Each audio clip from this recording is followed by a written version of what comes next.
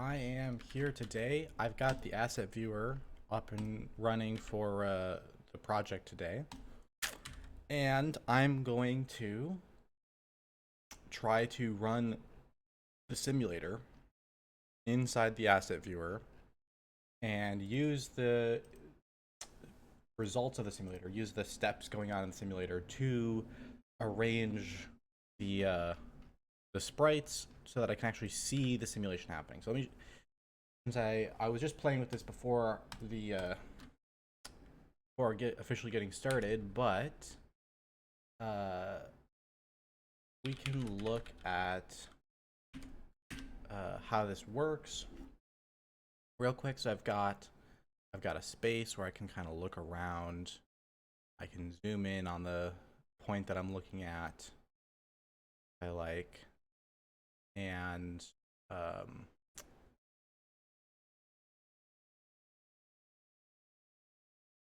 you know, I can also change the angle I'm using to look at it. That's what I've got so far. What I want to do today is I want to figure out, first of all, I'm going to just simplify the environment. I was playing with putting these cubes in, and I still want to be able to do cubes and work on the tiling of the space and stuff like that. But today, my goal is just to arrange a collection of sprites. I'm going to turn my mouse on so that I don't, because if I let me just step one fix that real quick. So I hide the cursor.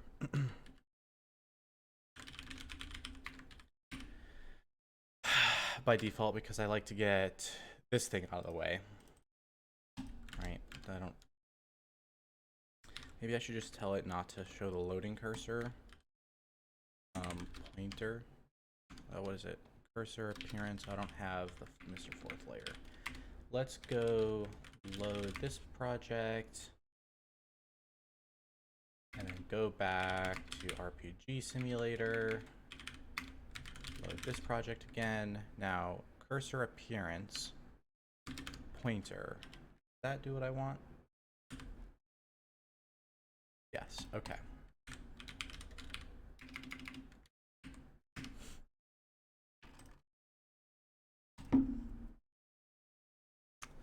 So, what I want to be able to do, you can see that this tile set wasn't actually designed for this 3D environment. Some of them are like floating. But that's okay. This is just placeholder to get everything else up and running. If I'm actually going to make a game out of this, I'll do an art pass. For now, it does the trick. The more important point is I want to have characters like these arranged automatically into the space. So I'm going to take out the extra walls. We're just going to have a blank space. Maybe I'll have some background walls so that we have a little bit of setting. But I won't worry too much about the decoration yet. I'm going to focus on getting the arrangement of characters the way I think looks good. And have them animate and stuff according to the simulation. Now, there are a couple places where I could get started here. I could work on that. I could work on arranging the characters. Like, what is their layout going to be?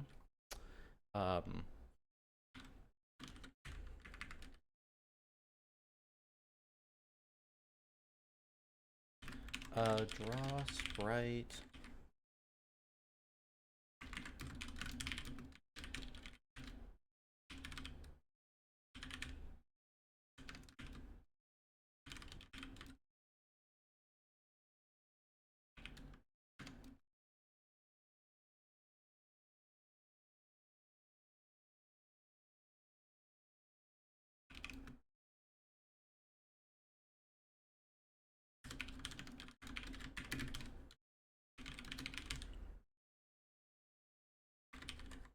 First, I'm just gonna pull out this draw cube thing because even though it's not quite right,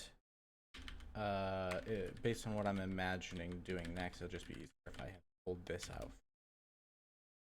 Something like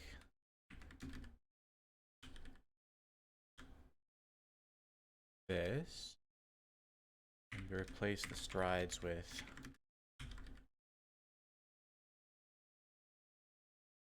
y-axis.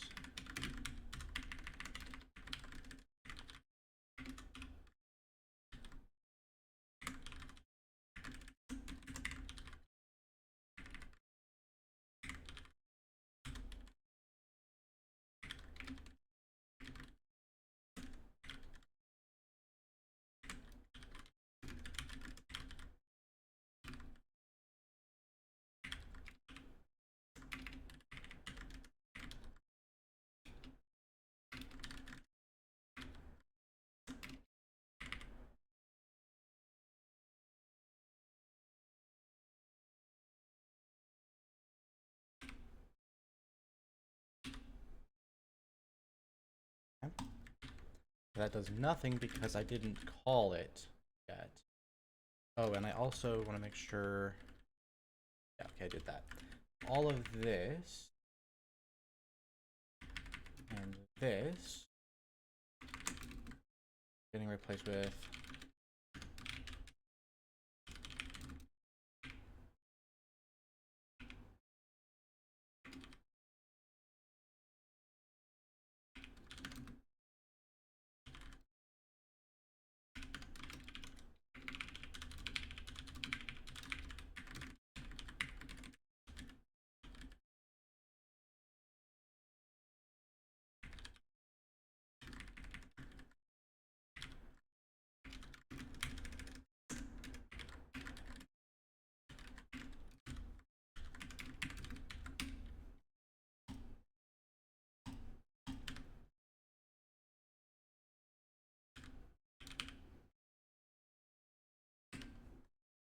okay, close.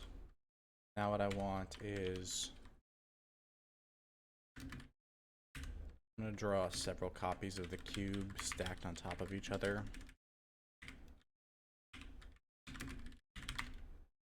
Like, maybe like this.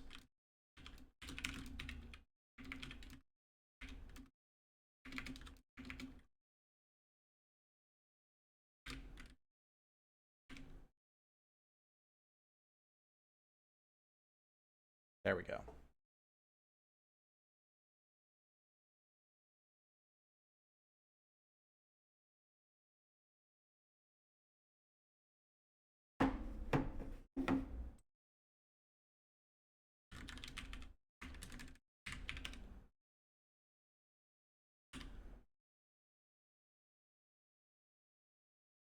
Not bad. And then just for a little bit of fun. A part of the goal today is to just have fun with it. I'm gonna just throw in a couple other things that I know will be cool.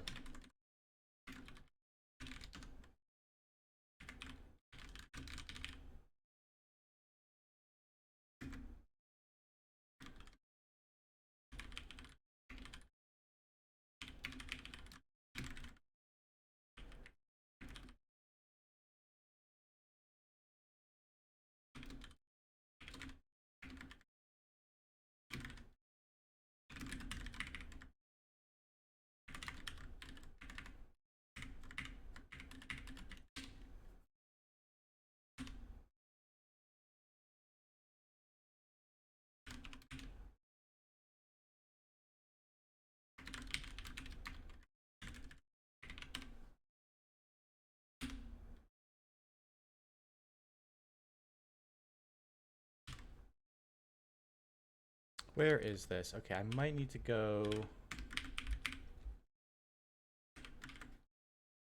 look at the tiles real quick. Brick, dark. Maybe I'm looking for like 1-4.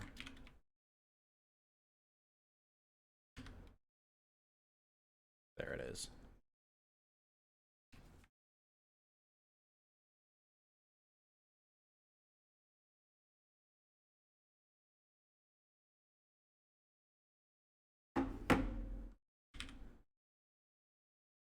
Okay, so we'll call that our environment. And now I want to figure out the steps I'm going to take to put the characters in place. I could start with just the ability to locate the characters in a sort of encounter setup. I think that's a good next step. At some point, the other thing I need to do, this is the big part, is I need to call the simulator from in here. So maybe what I should do is try to figure out how much it's going to take to set up the whole simulator.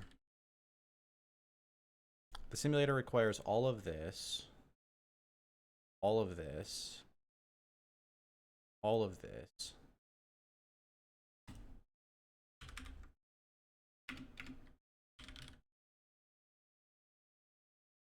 Um,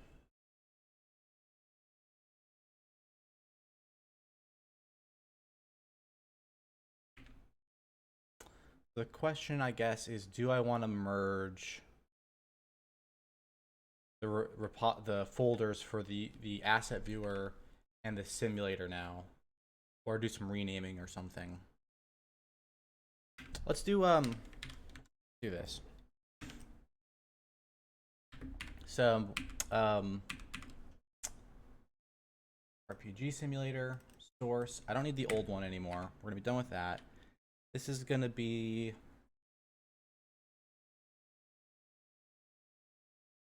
the simulator.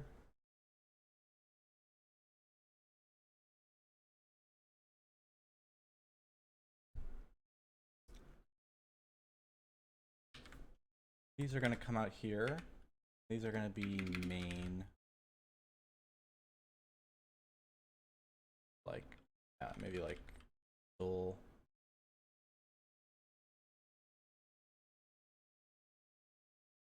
Main.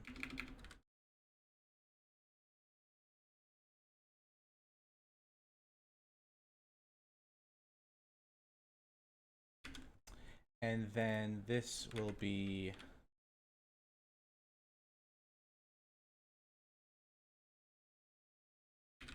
graphics.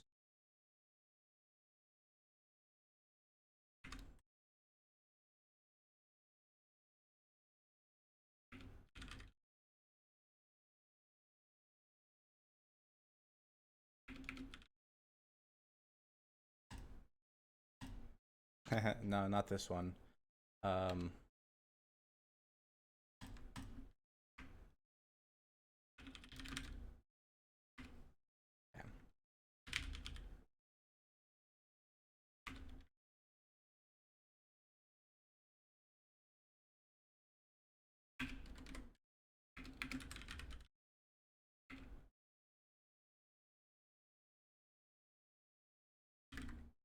okay. These are gonna go away. Why don't we just have to reset the whole debugger project here? That was a mistake.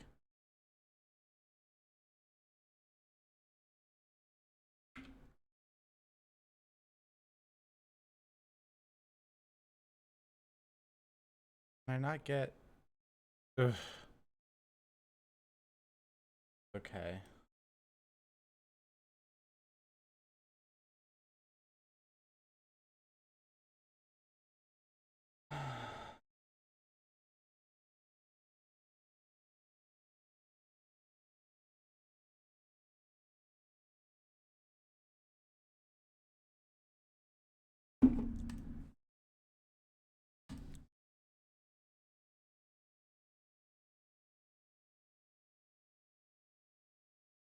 Okay, so this builds the simulator. Build ol is going to go away. We're just going to reconfigure the project for the new state of things. Build old is out. Run, let's see what we have left in bin. Build all.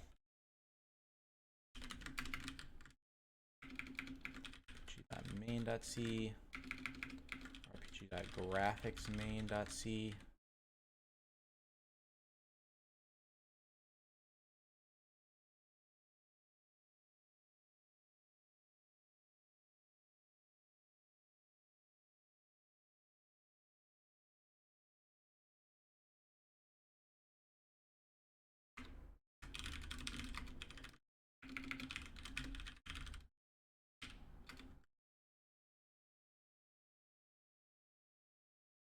rpg.graphics.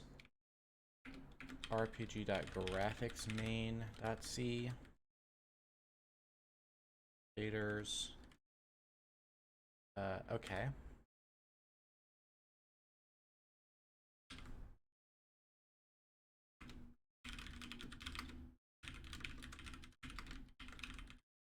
Okay. Project.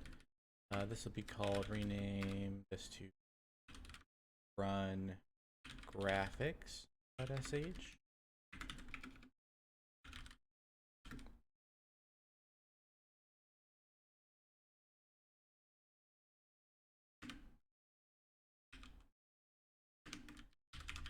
project,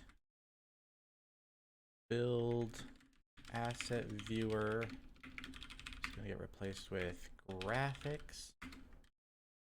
Viewer with graphics. Asset viewer with graphics. Build main. Run main. Sim. Build main. Okay, load that project. Now let's see if we can build all.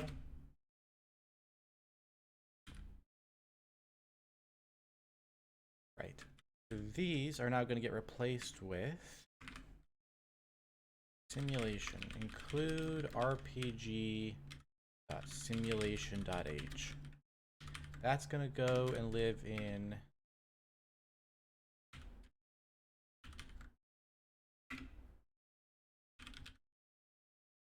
simulator.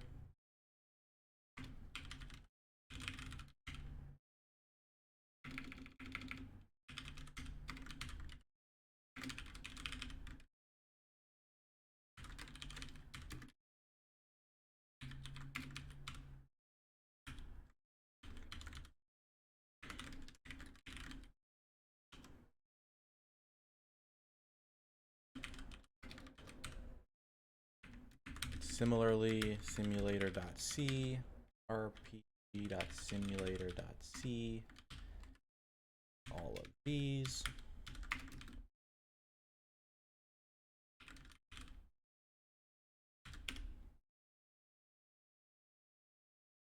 Source util slash, yeah, these need to be, instead of util slash, these need to be graphics slash.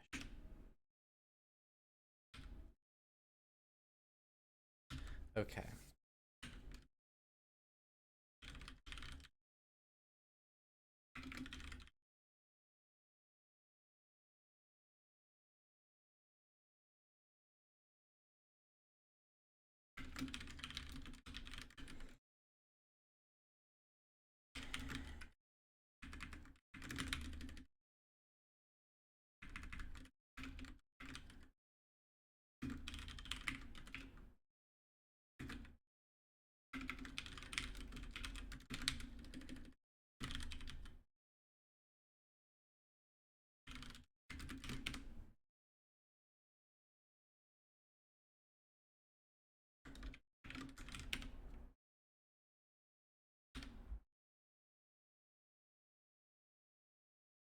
Okay. So build all.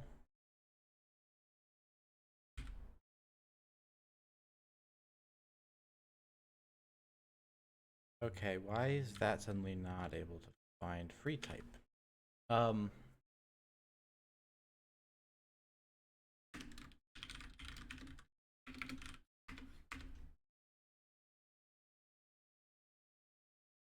Yeah, these two don't agree. This needs to get copied over to this. So this is build main.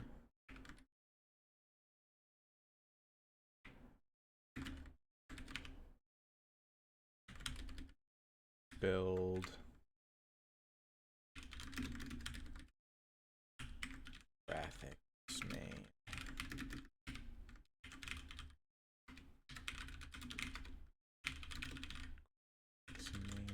Main.sh. Run, rename file creator, run graphics main.sh. Project folder, graphics with graphics main. Do I have a main anywhere? No, good. Load the project. Run it. There we go. So we can build that. Build all. There we go. Okay. Let's just start with saving that, because that is gonna look like a huge commit. Delete the old simulator. Rename new to main. Rename asset viewer to graphics main. Put mains at top level.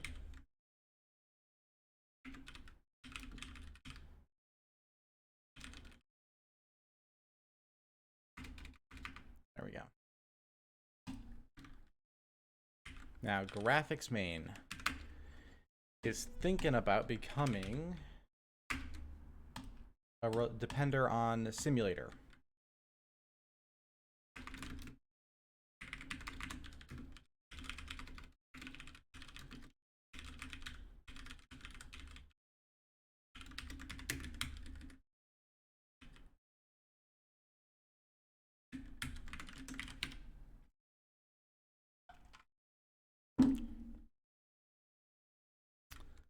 Okay, so simulator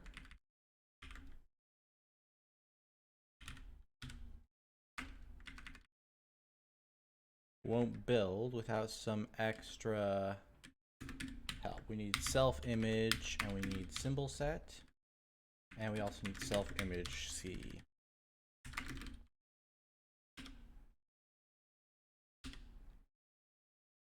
There we go. So I can include the simulator and build it, but now I want to run it. Down here, I have an example of setting up the simulator. You'll see that this code isn't where it belongs. I put it in main, but this is a part of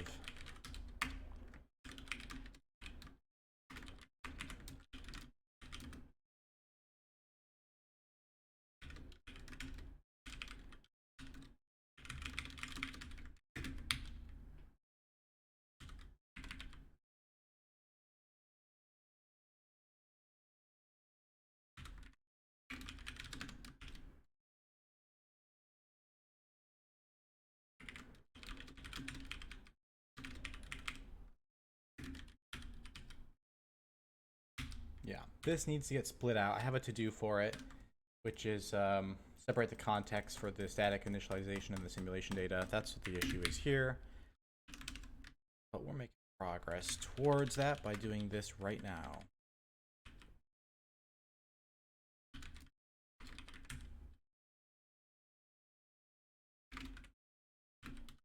Now,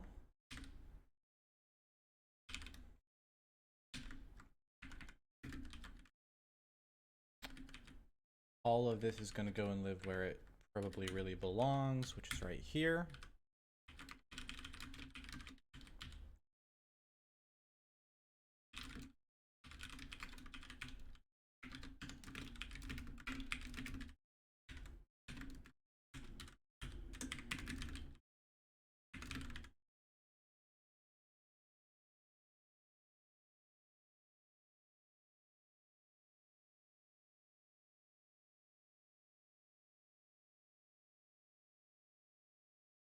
Nice, okay.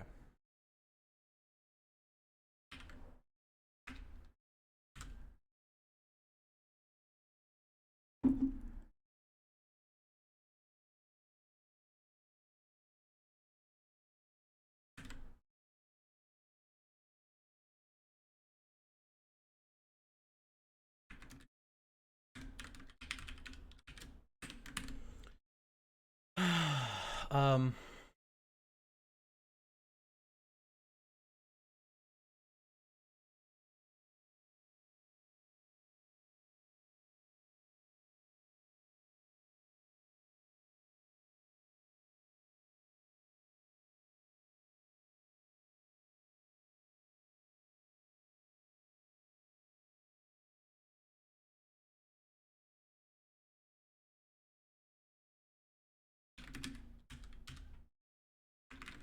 RPG means role-playing game. It's I'm gonna wait and see if you don't know what that means before I explain. That's probably all you needed.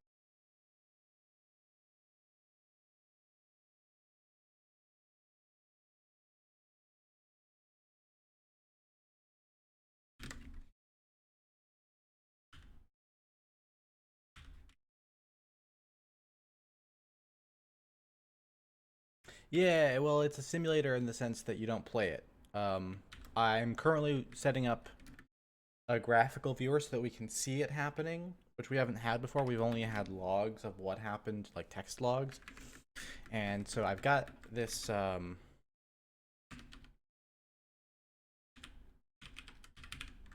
You know, I'm set up with a little space where I can do like a 3D tile set system and put some sprites into action so that I can see the simulation more, and that's what I'm working on today.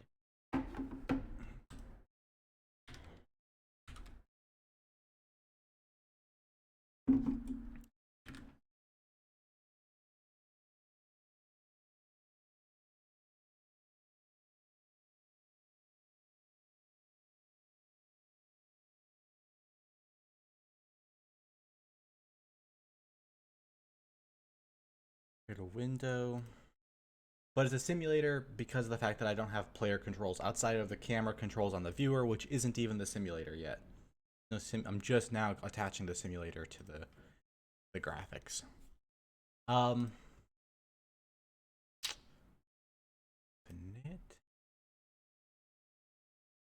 This is going to end up going begin UI loop. Tap. Okay. Okay. So what I think needs to happen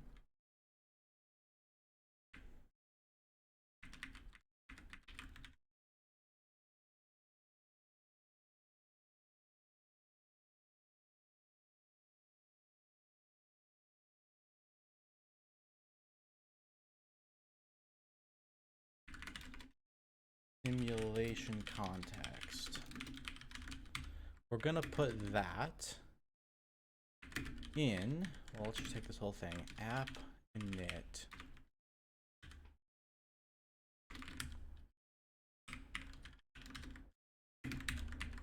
So we'll have RPG context right here. And then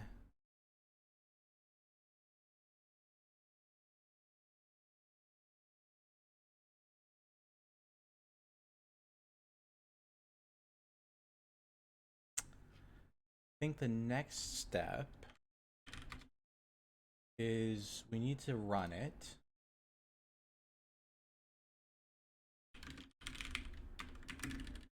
So that might just be as easy as grabbing the initializer I already have and setting one up over here.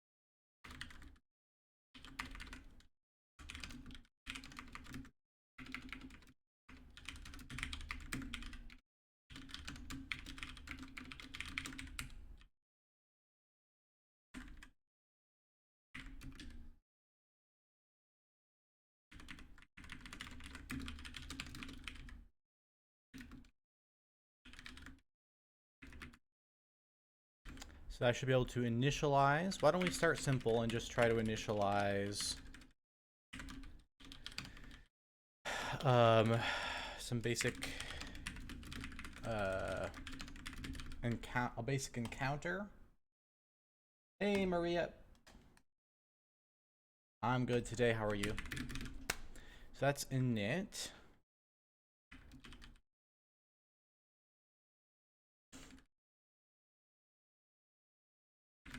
And I'll throw in a context reset right there. So anytime I want to be able to just call this app siminit and reset to the beginning of the simulation. To do that,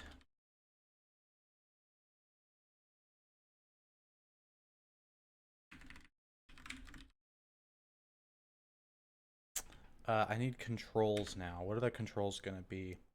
Controller.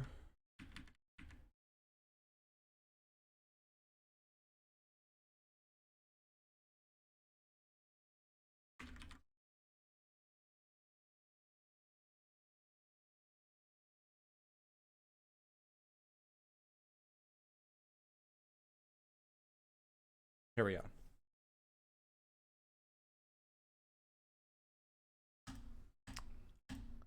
Let's see here.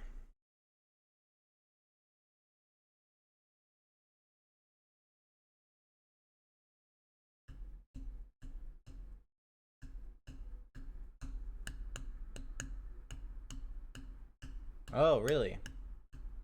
I guess I didn't realize that you were on time zone like that so early, or from your perspective, late.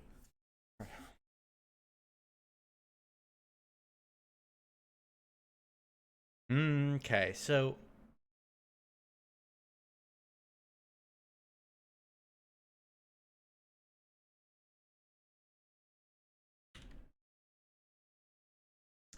what I will say is let's do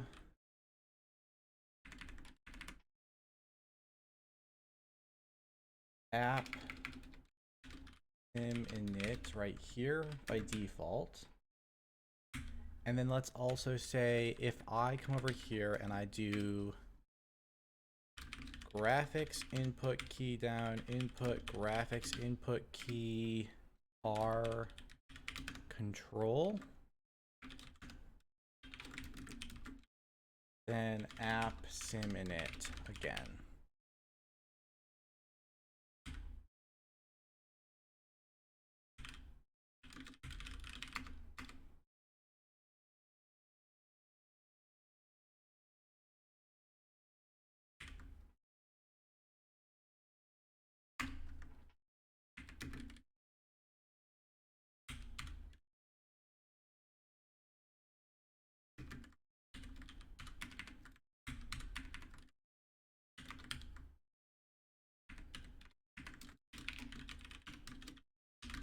Just spell this out more so I don't need all the extra functions.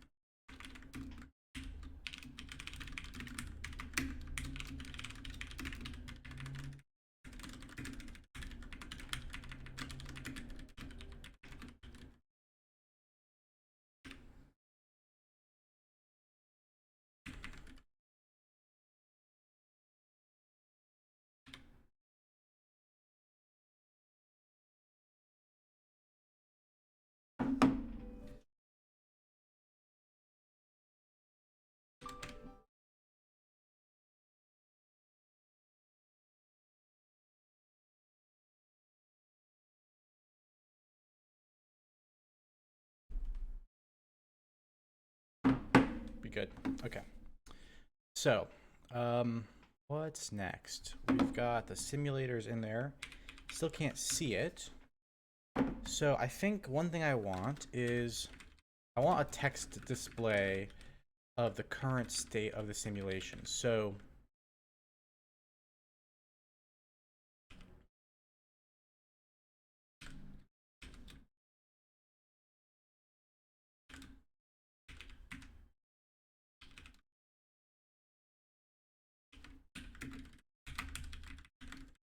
Control R to refresh it, and then let's use Control S to toggle sim state. Just app sim state. And then down here,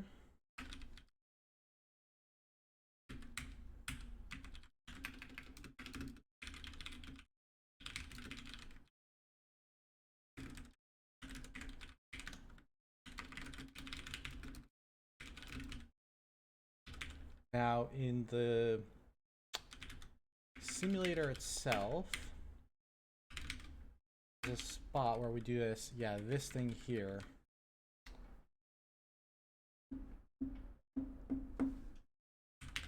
I'm going to move that into log.h as function void rpg log state.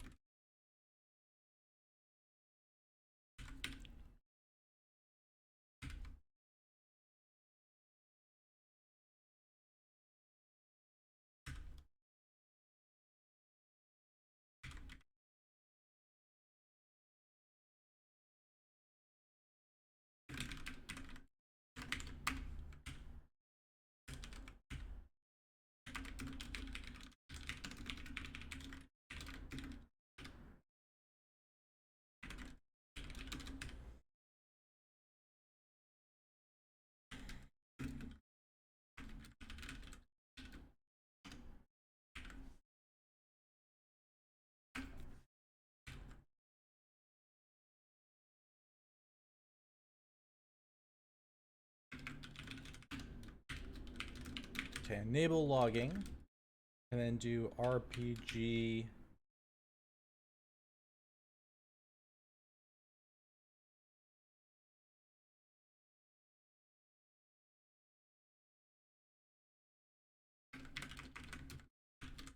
Log state.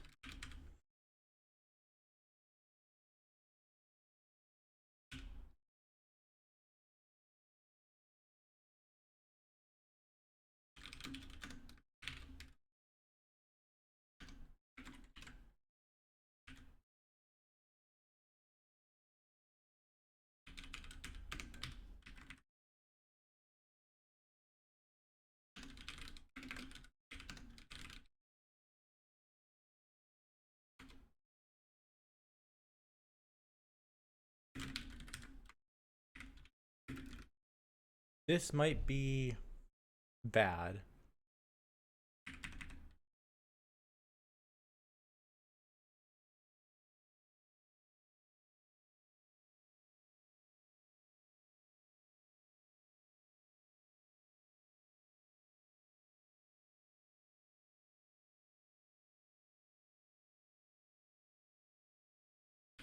Because I think that this doesn't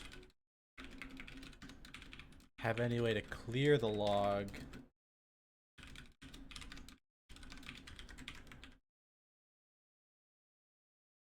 Memory, and so it's just gonna every frame that this is on keep pushing to the main log on the context until I reset the simulation, I believe. It is a stream, right? Surely streams can be reset. I closed Mr. Forth earlier, didn't I?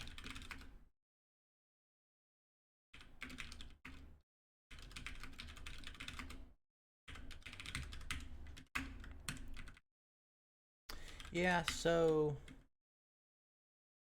actually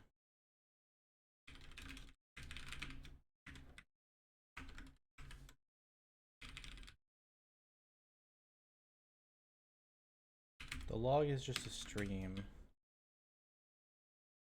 Read log, reads everything that's on there. I should actually be able to just do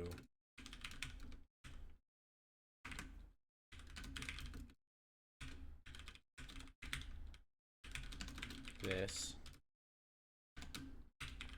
I don't love this logging system. We're gonna actually have a pretty easy path to replacing it, because what the visualizer, what the viewer is really going to demand is a much clearer and more structured log of events.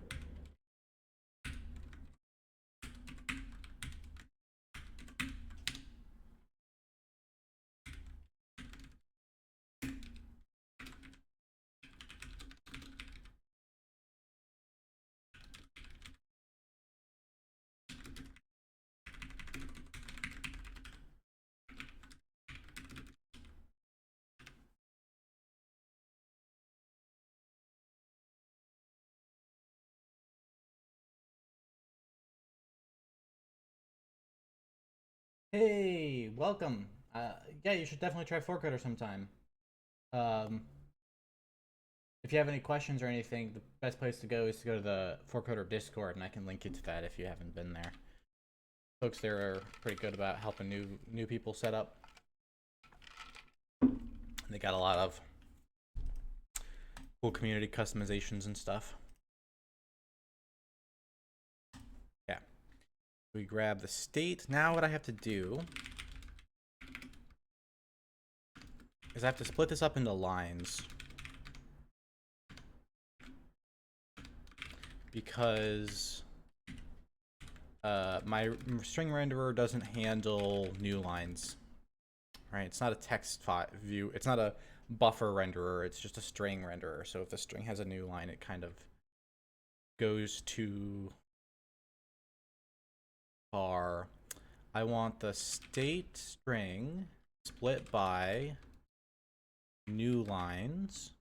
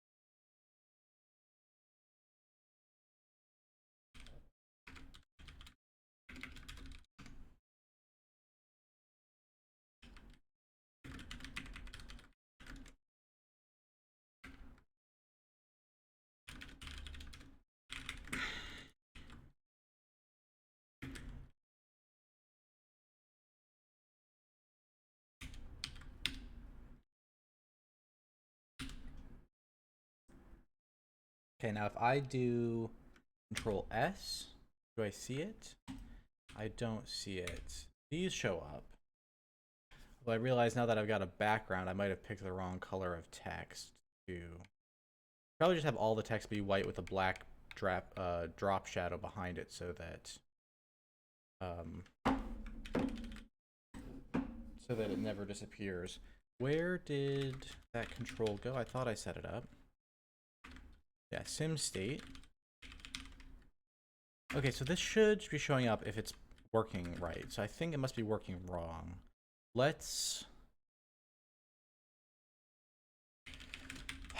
see here. Let's set all the text to be white.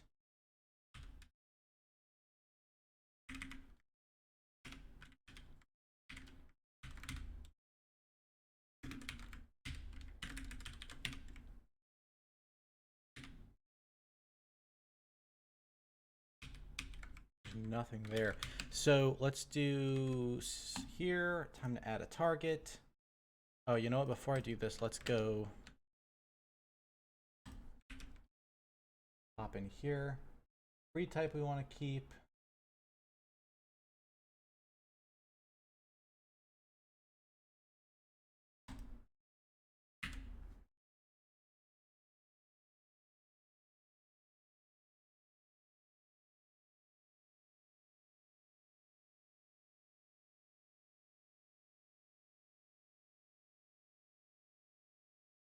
I think all of this can go.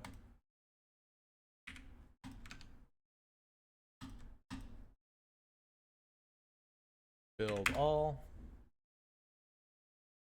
That should give me a nice clean build with fourth base, graphics, and sim. Okay.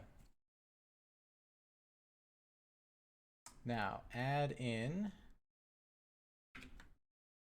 build sim.exe and add in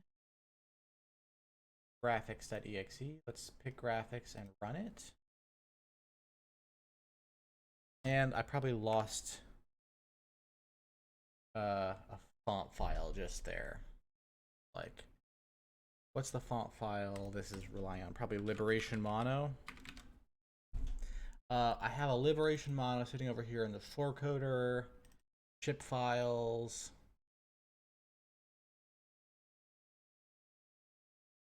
Forecoder non-source. Distribution files, fonts, liberation mono. There we go.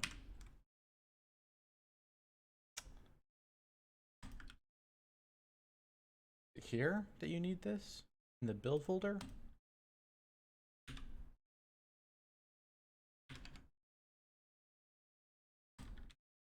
Yeah. Oh. But you need to know that when you run, your working directory is actually the data folder where all the tiles are. Oh, and maybe that's actually why. Let me try something. Yeah, okay.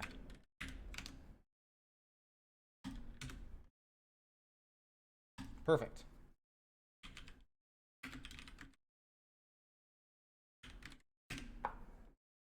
Okay, so looks like everything's up and running still. What's next? We've got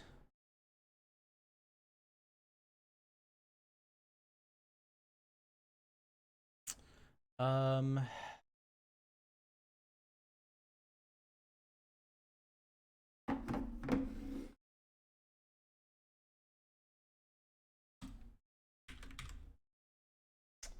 well, I'm trying to figure out with the debugger why that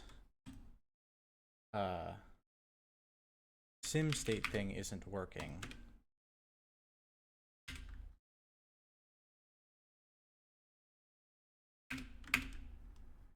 Source.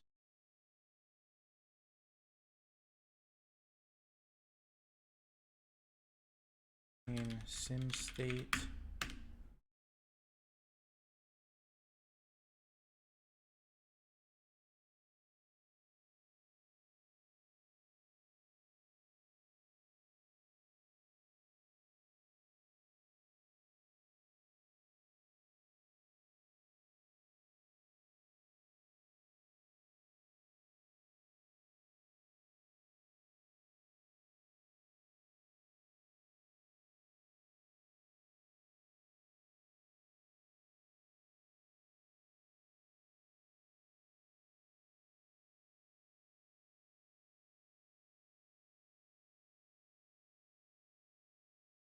Okay, that's a little more my speed.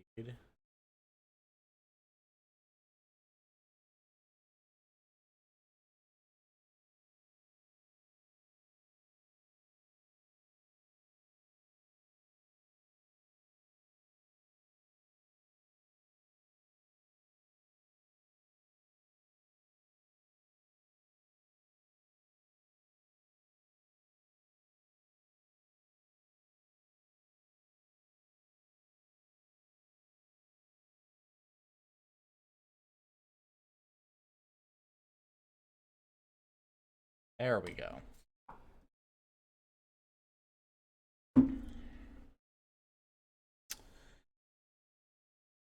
Okay. Hold on.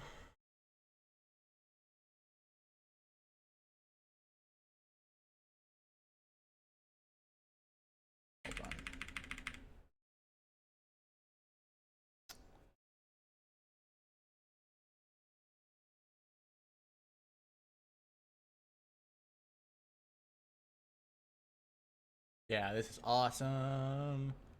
Okay, so what do I want next? I want to understand why this isn't showing up. Okay, so when I hit Control S, I don't actually see it. So somehow SimState isn't getting. That'll do it.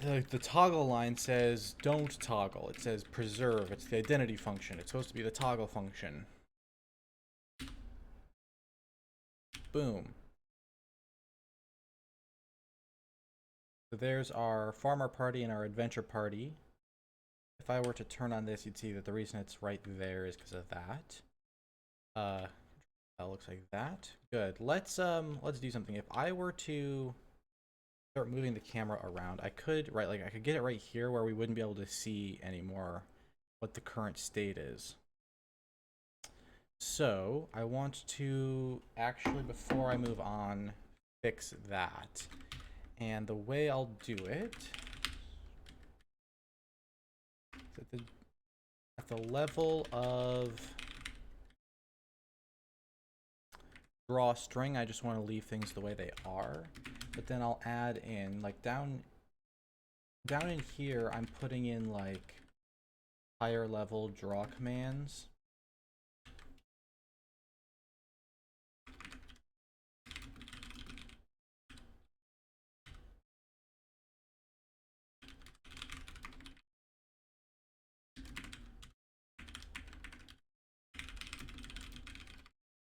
Higher level draw cube,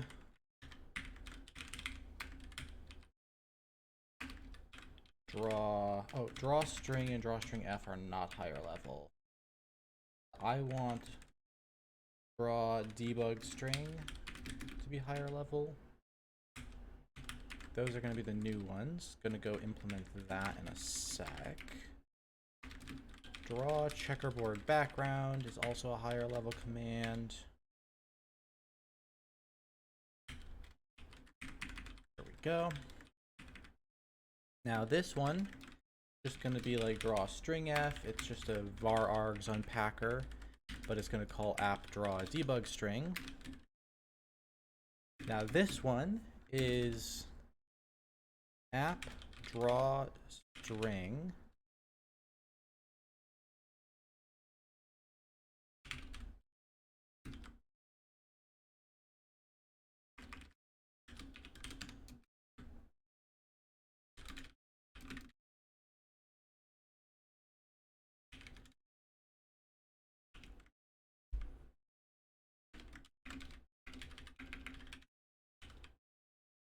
draw params, I think is what it's called. Yeah, so we can do this. We can go app draw params.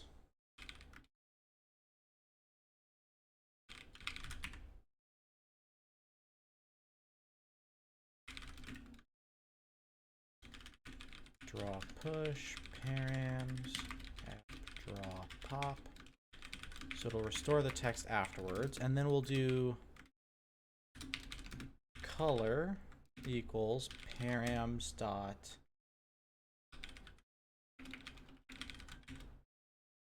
color. Back color is going to be determined from color somehow. Then what we're going to do is we're going to do app set color, draw set color to the back color. And then we're going to do set it to the color again. Draw string takes, okay, so this is just going to be p string. This one is going to be v2f32 p.x plus 1, p.y plus 1 string. Now the back color needs to somehow, I think that I want to say it's defaulting to black, but then we'll detect if black color is too close to black and then switch it to white, something like that. So this will be black.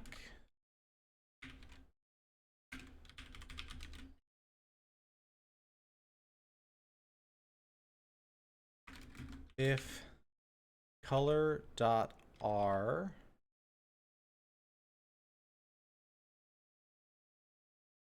less than or equal to 0.333, so we'll take at about the 1/3 if all of them are that dark. And we'll switch back color to being white. How about that?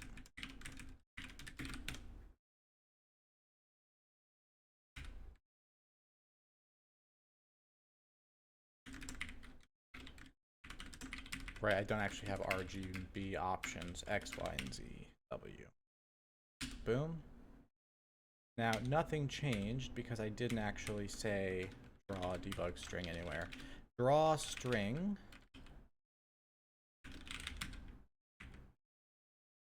These are all going to become draw debug string. Draw string. Draw string. Draw string.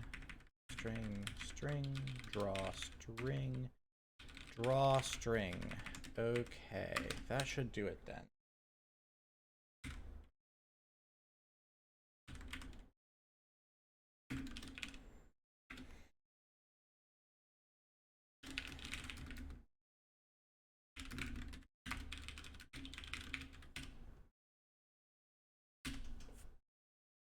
Okay.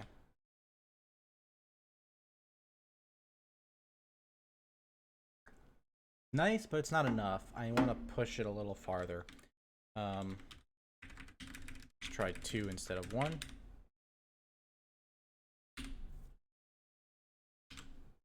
Okay, that I think will be good.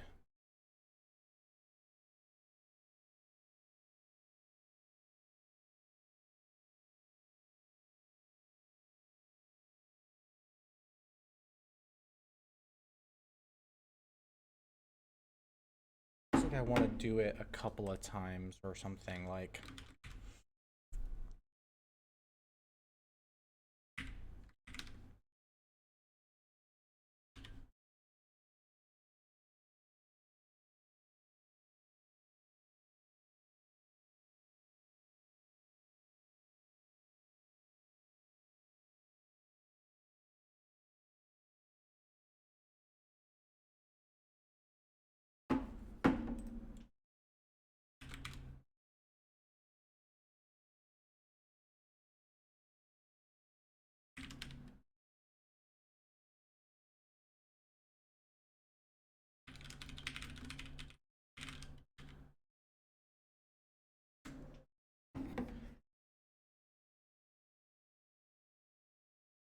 Yeah. I think that's about how I want. Now I should be able to pull up rat.png, pull up the label. Cool. What I'm going to do now, I'm going to replace this part about the label.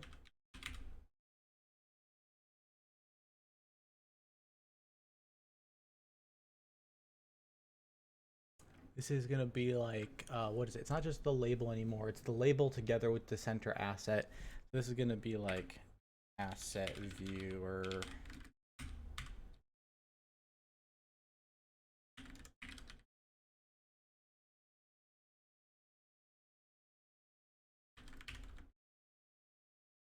Filter panel.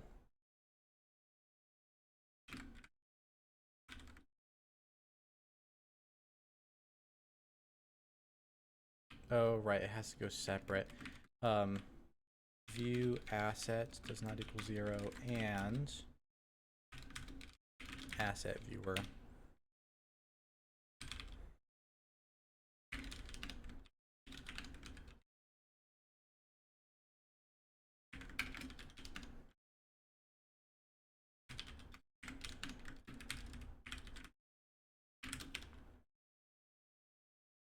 Okay. We pop in. We set the viewer. We can select it to be the rat. Set the viewer again. There we go. I don't want the escape to do that, actually.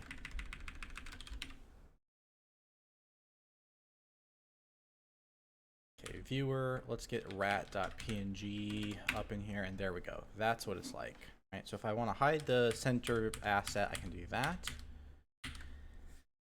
That's just the asset viewer thing that puts it at 0, 0 for me to see. But I've also got this, which is the lo-fi version of the current simulation state. So maybe the next step is to figure out a way to how I want to look at the simulation state and manually render out these characters into the space. So I think for starters,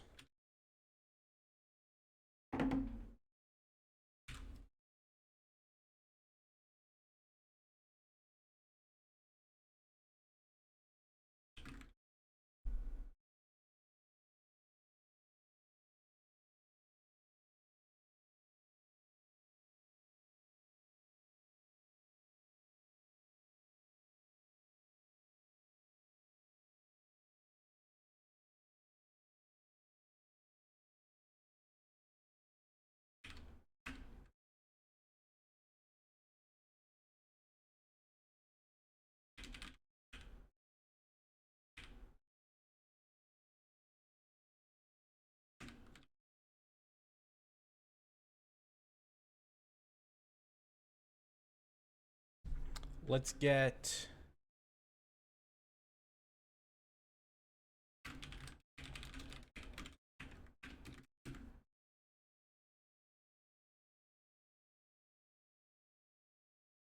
This is going to be weird at first, because I don't know which purposes I want to keep. Like, the graphics main has a couple of different purposes it serves, and I want to keep them all alive. I'm not sure how they want to fit together yet. We'll say there's SimState text and there's SimState graphics. So text will go on S. Graphics will go on G.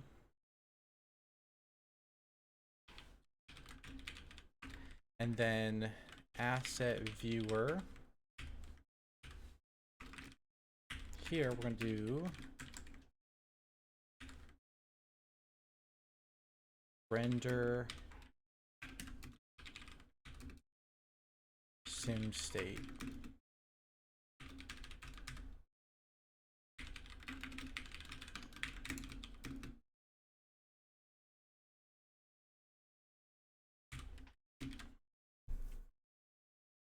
Now, down here, we messed with the context directly. I think we want to do the same thing.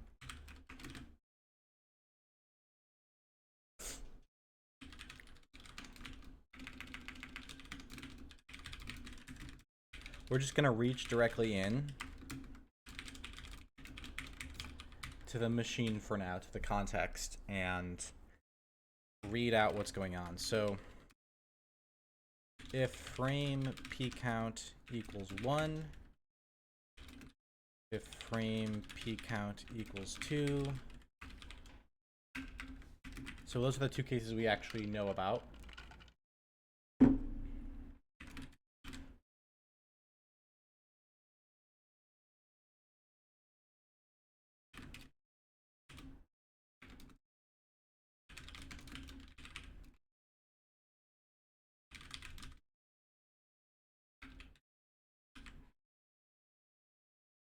And we're going to visit each entity.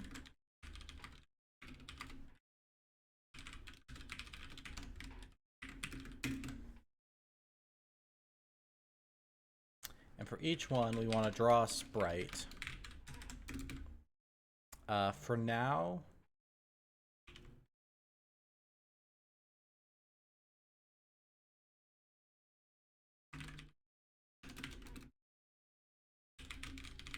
they're all going to look the same. We're going to figure out how to do better later.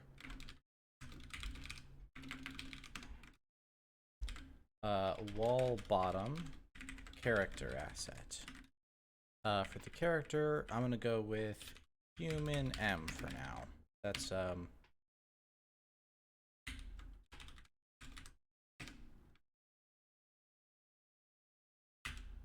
this guy. So it's just a completely faceless naked dude with underwear on. We'll fix it later.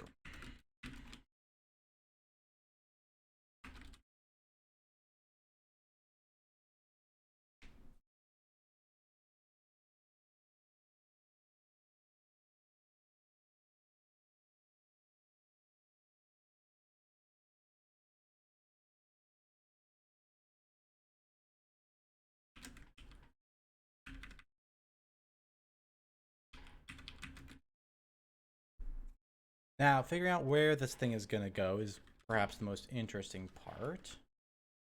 Half x-axis. How did we calculate that before? So we're going to have to grab the asset that we're interested in.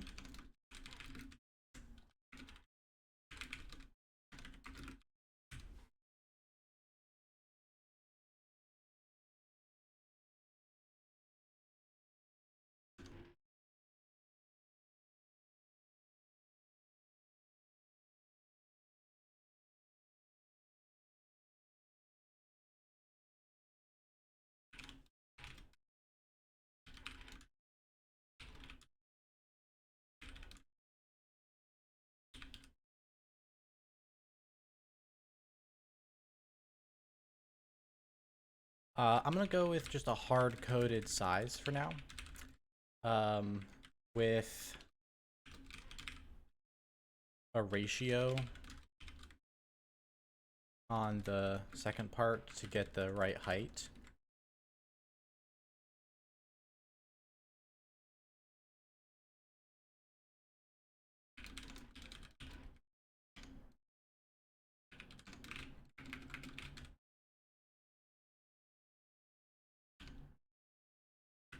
But this is not half, this is whole. Let's do half.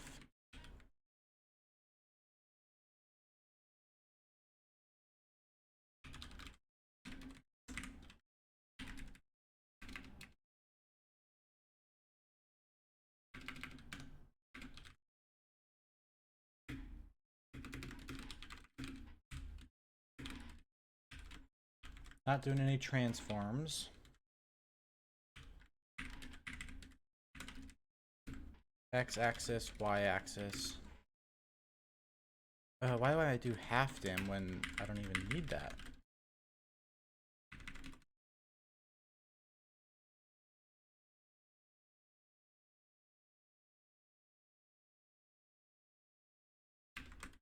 Well, maybe I need it. I'm not sure if I need it, I guess.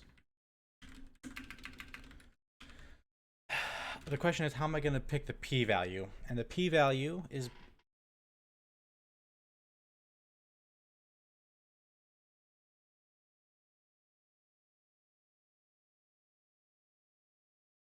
The p-value is going to be the bottom center point initially, and then I'm going to have to adjust it by subtracting... Okay.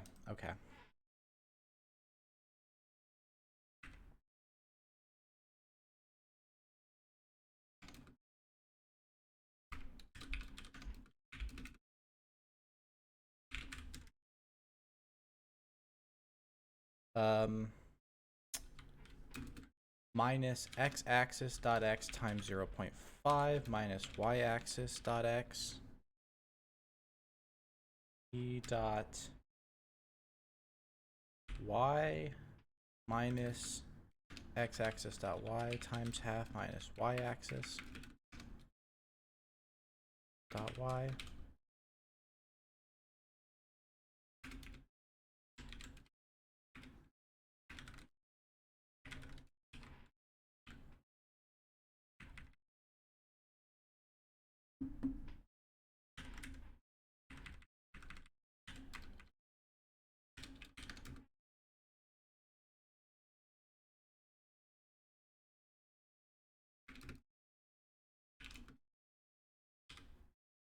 They're going to be 100 pixels wide each, so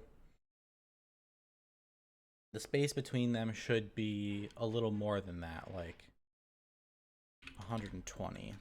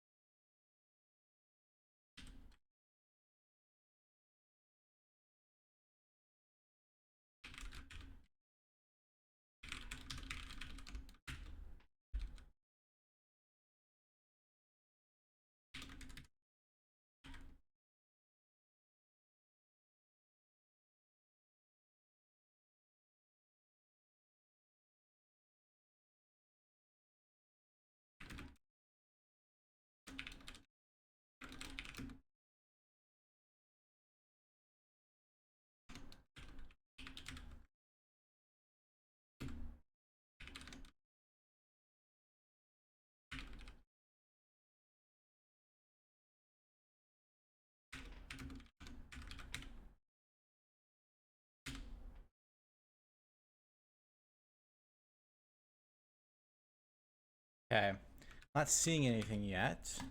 Let me make sure sim state graphics can be toggled with Control G. It can. So if I'm not seeing anything, oh, you know what? I don't have a p count of equal to 1 yet because I actually started with an encounter. Let's actually simplify to a journey, because the one nice thing about a journey is even though it's a more complicated scenario with more pieces, the first state only has one party in it.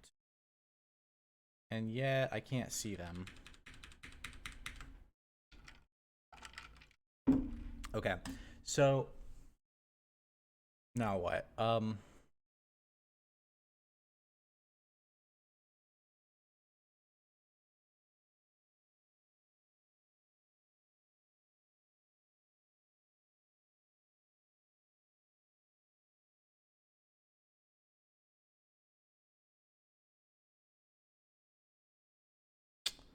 Let's look at the debugger.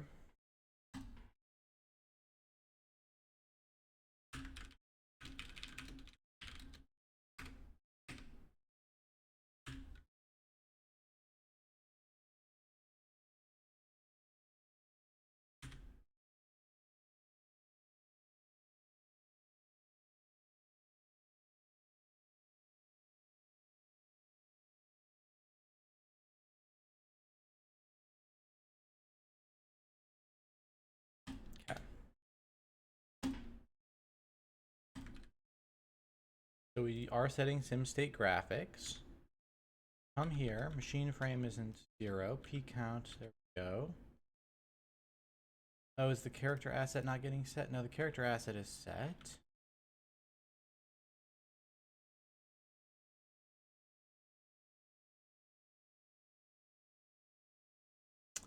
Now the asset viewer was just rendering at P equals wiggle. So when wiggle, when nothing, when there are no animations, that should just be.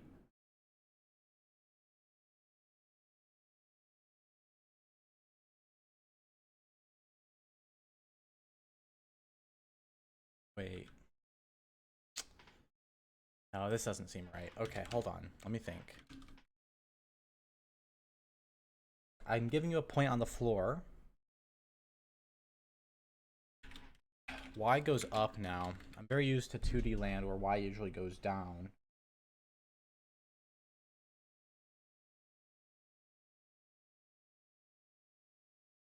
The x-axis, we're subtracting half of the x-axis because wherever I put it, the x-axis points in the direction and with the scale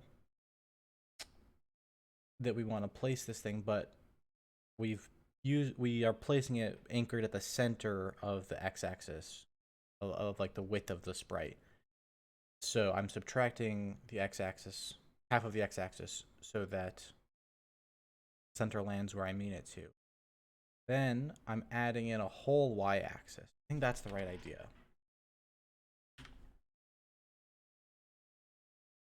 Okay, well that's not quite what I expect to see since there are 4 of them. There they are. They're in the wrong spots, but we're getting there. Why are they way over there?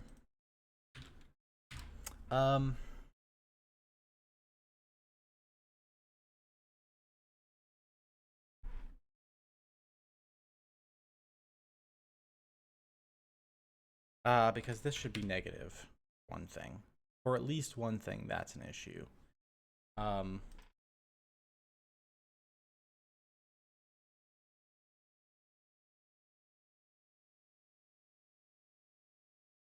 Okay, there's our party. They're kind of floating in the air, though. Why is that? Also, they're spaced out way more than I expected them to be.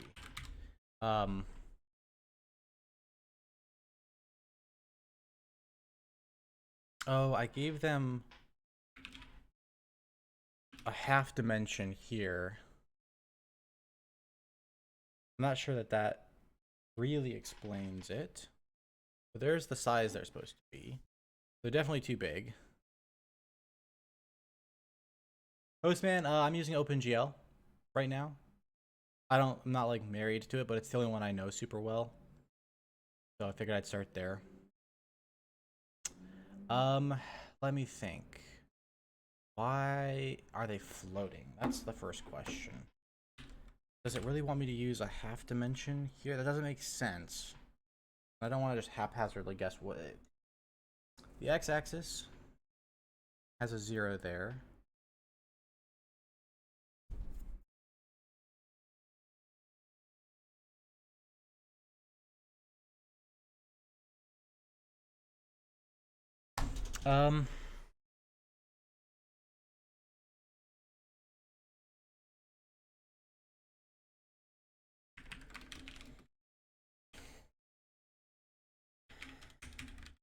Make these things much smaller.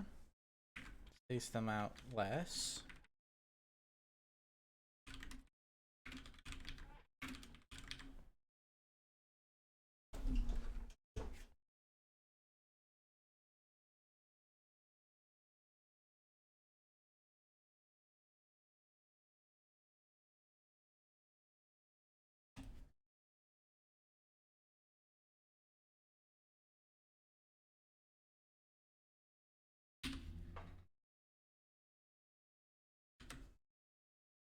closer and closer. They're still floating in air, and I don't know why.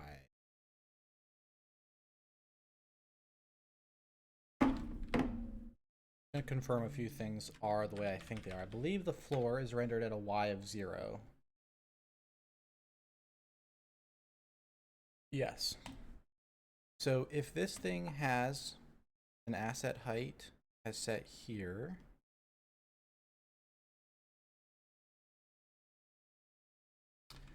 get this to how I rendered this one again.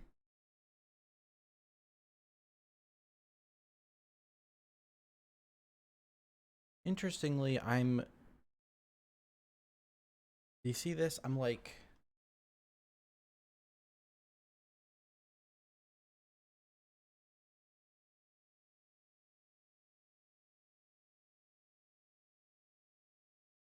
I have P here is the point on the floor where I want to place this thing. I then move it up, and I move it back down. Is it the bottom left corner?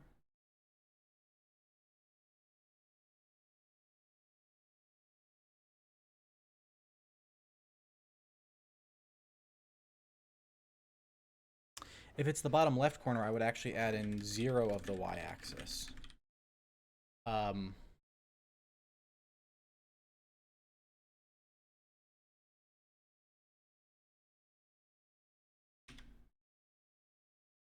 Let's see here.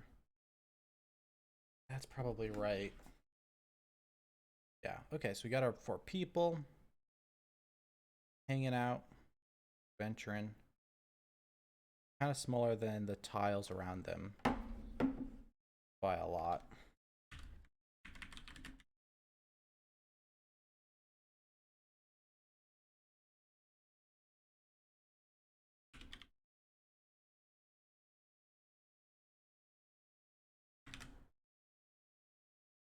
There we go. Okay.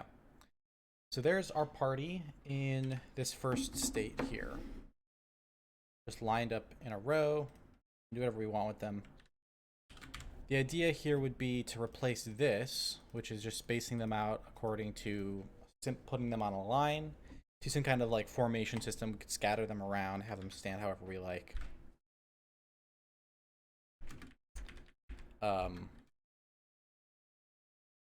But now, let's try...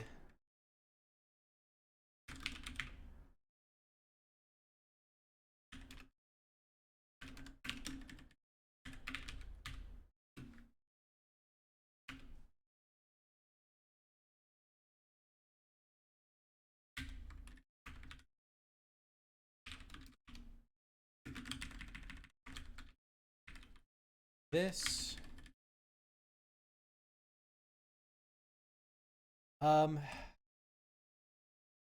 Yeah, it's gonna be a lot of duplicated code for a bit. This version, we're gonna have to set formation point. It can't be. This is gonna be X and the Z, not the X and the Y, but it's at 0, but the Z it's 0 on the Z, but the X I want to move it over a little bit to the left. So let's say like -100 0 maybe.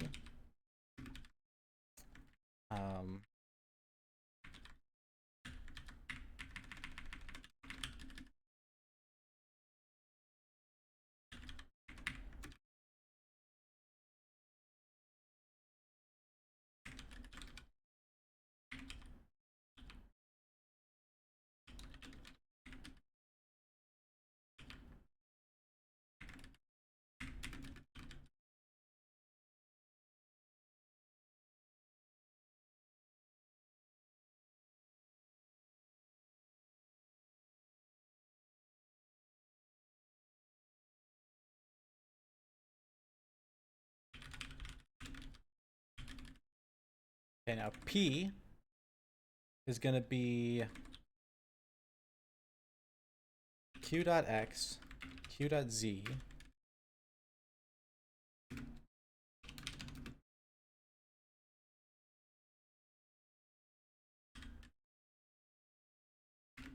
plus q off dot x plus q off dot z. And that's going to be v2f32 polar. Well, no, let's not do it that way. Let's do v2f32. Just do a vertical line for now, or like a linear.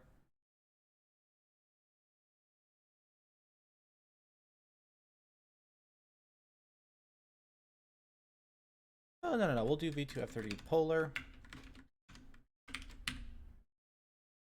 The theta.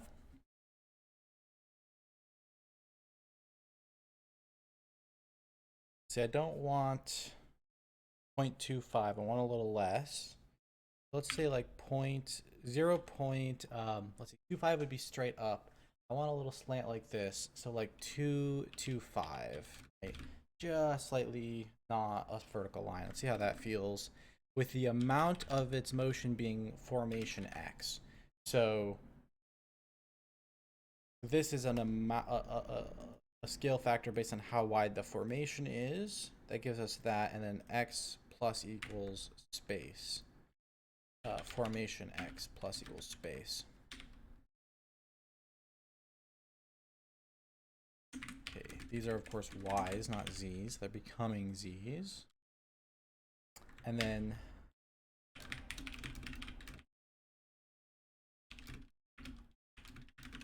why don't we just do this as a loop over the two parties so I don't have to duplicate. At least this much I can deduplicate properly. If I equals 1, then q equals v2f32 positive 100, 0. And the theta, which is initially 0.225, if I equals 1, theta becomes 0.25, 0. Add in another 2575 there. The theta goes this way.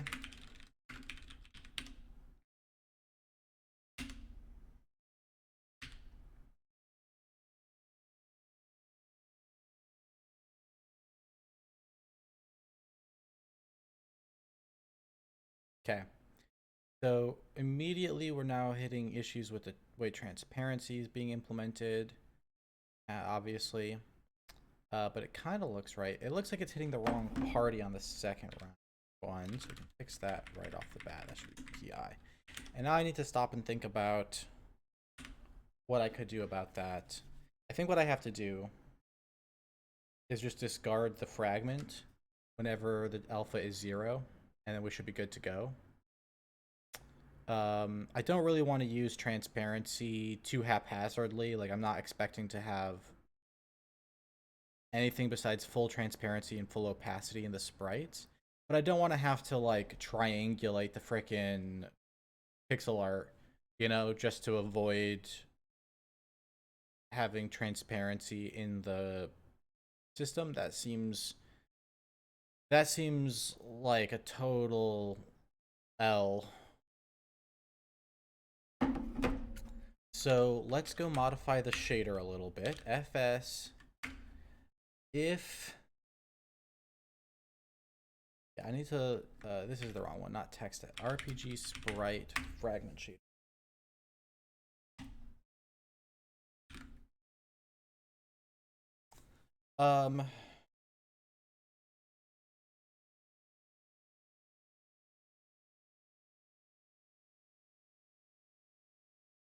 Some of them were goblins, yes, but they also happen to have the naked man sprite, yes.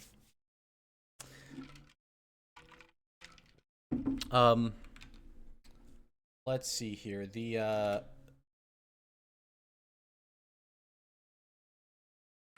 thing I don't remember off the top of my head is how you do a GLSL fragment discard. I'm such a graphics noob, to be honest. GLSL discard fragment. How does the...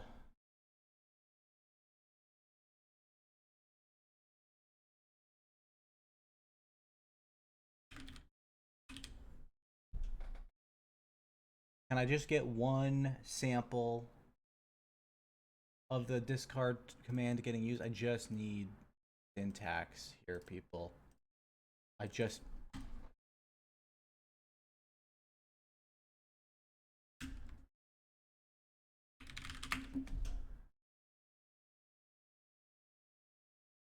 Okay, so I just write discard semicolon. Is that the idea? So after everything, well, I guess not after everything. After we've sampled the texture, if primul.a is equal to 0, then discard. How do you like that?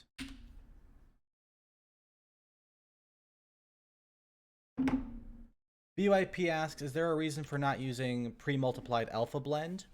The answer is really no. There's no reason. I just haven't gotten around to it.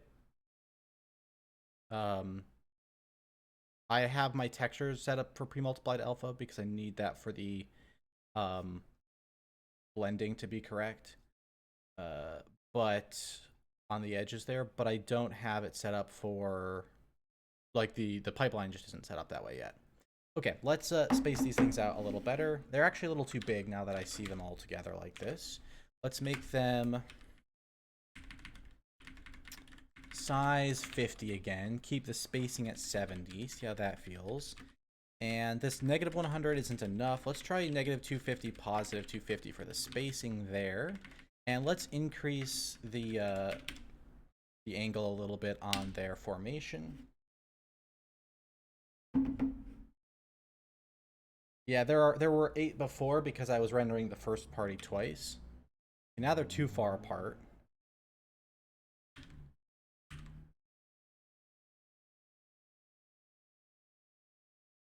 .22. Oh, I should have gone up this way. Yeah. Sharper angle. And let's try, instead of 250, let's try 175s.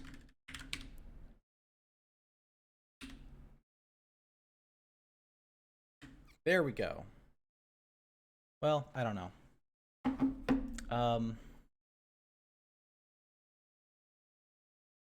Something's off with the angle on these guys still. How am I not calculating this right? 2.5 or 0.25 minus 3 here plus 3 here. That seems like it should be giving... Yeah, that should be giving a similar looking angle on both sides. Why doesn't it feel similar? I don't know. Maybe it's just because there's only 3 of them on this side, and so it's a little bit different looking and feels different. Let's see. I think I want a slightly higher angle on the camera now that I can see it. And they don't have to be quite so far apart. So let's see, camera.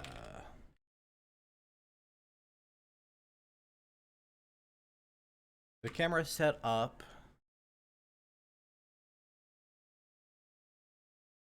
with a default angle right here.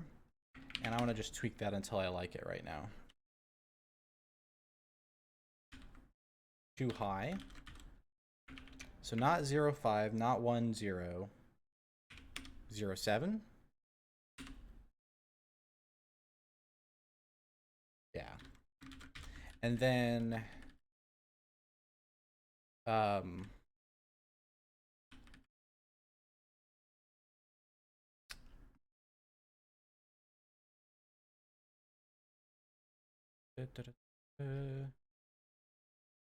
spacing is too wide.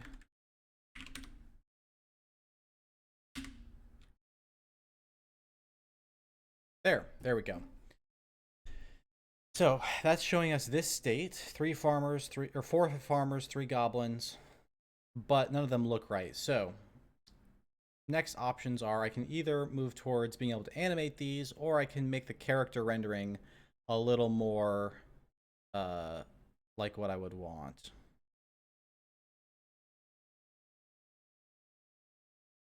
Okay. We can definitely start by saying, let's look for a better sprite to put on the goblin. Do I have a goblin? Yes, I do.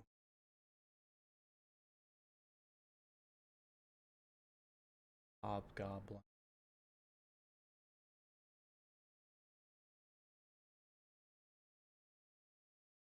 Yeah, I think we'll just use this goblin sprite. and for the goblins, and one of those sprites that has a shadow on it. R tiles mon humanoids. Just go have a little fun real quick. RPG sim data R tiles on humanoid.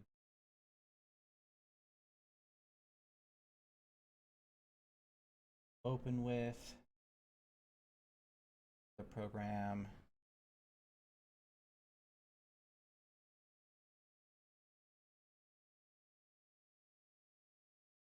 Wait, are you not going to let me browse?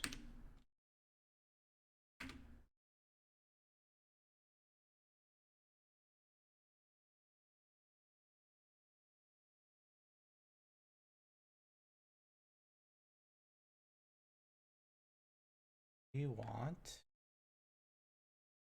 very small eraser out extra pixels, make up this shadow. Save that. There we go. And go in again. Goblin.png. Viewer. There we go. That's more like it. No shadow. So let's go figure out how we want to do this. When we are figuring out, well, first of all, let me just say I want to abstract this. Let's do very basic stuff here. No, if I do that, it's going to get harder.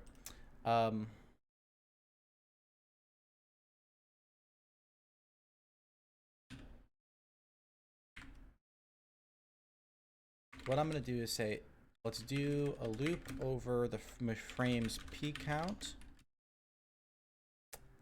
And then we have v2 f32q, f32 theta. If frame p count equals 0 or is equal to 2, we do this stuff.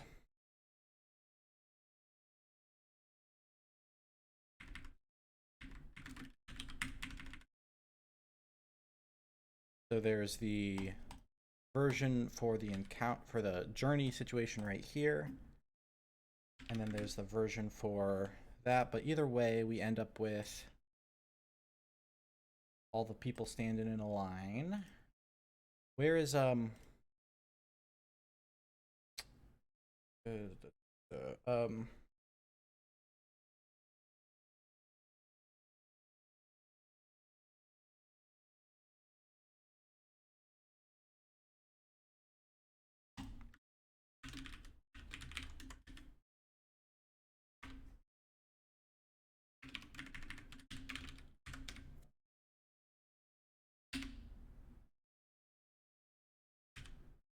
okay, so here's them standing in a straight line here for the beginning of a journey.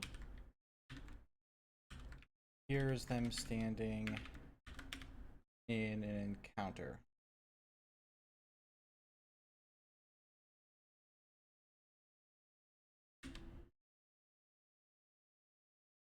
Cool. Okay, so those work. Now, let's show a little progress on actually knowing which asset to use. Right now, we're just grabbing the character asset. What we're going to do is we're going to look at this character entity and try to figure out a way to pick an asset given the character entity.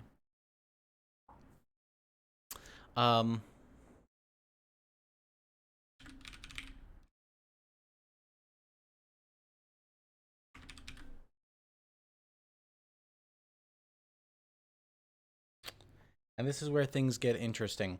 The simulation state, let's take a look at this. The simulation state doesn't actually know that these guys are goblins and that these guys are humans. It doesn't know that because all the simulation state knows is the number of tiles on each one of these. Hearts, attacks, etc. What we probably have to do is have the simulation start actually tying this in. But I want to be careful about how I choose to do that. I want to do that in such a way that you can ignore it and not affect the flow of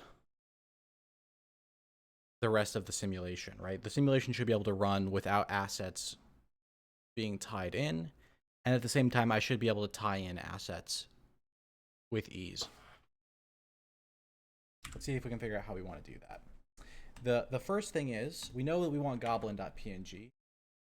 If I go over to something like the game scripts, I have the goblin character just sitting here. Right? So this is the character that we're seeing. Except that character protos, once they are used to construct entity, right, here we go. We get a character proto. We construct an entity for the character by creating a blank entity and filling the character's tiles. And that's it. We don't do anything else with this entity. Now, what I think we want to do is say we should know the proto. I think that's the lightest weight thing I can think of.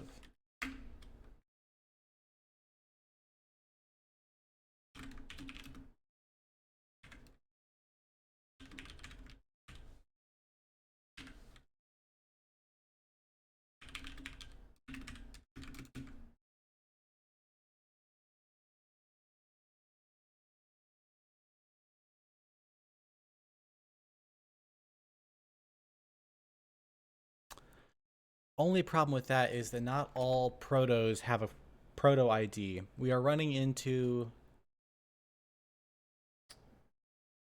the cruft at the level of character definition and protos now.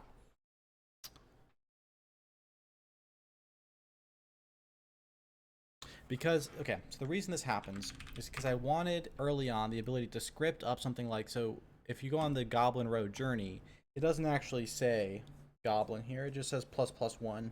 And that's fine for the level of the simulation where there's not going to be any anything else to say, right, about what we want to show there. So I think that's probably fine, and we can still make that work ultimately without a problem. But I kind of want to be able to get by without having to solve the whole character proto problem right now, because it's not really something I've been planning on solving. So I want to, for now, we're going to say each of these is a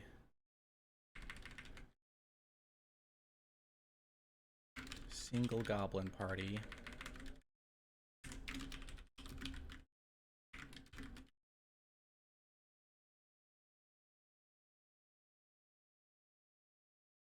I don't even have any way to reference a party, do I?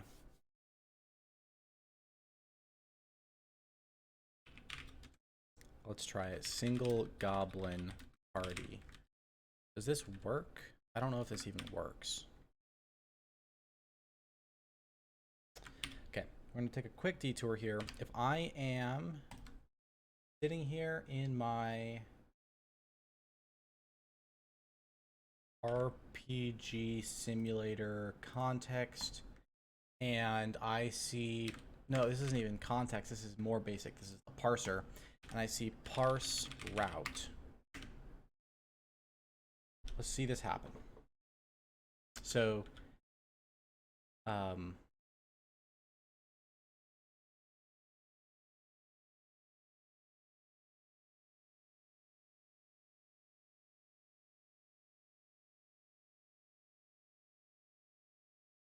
12 repeats, yep.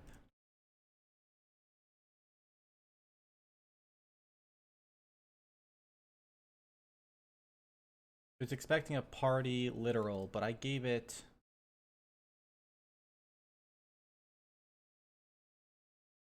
member count 1.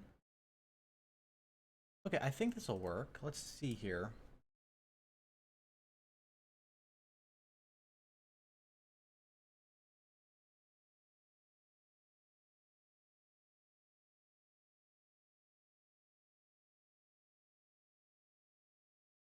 No, okay, so the problem is going to be my syntax just isn't quite right. I have the ability to list out characters in a route, but only if I use character literals, right? I can mention goblin like this, and then I'll get what I want. But if I wanted to reuse one of these parties, that's just not an option. And maybe the issue here is that pre-built parties are actually the fake idea. I don't know. I don't know. But this should work. And so, like this is really maybe just for simulation purposes, like when I want to see a single encounter with a specific party or something. I'm not sure yet.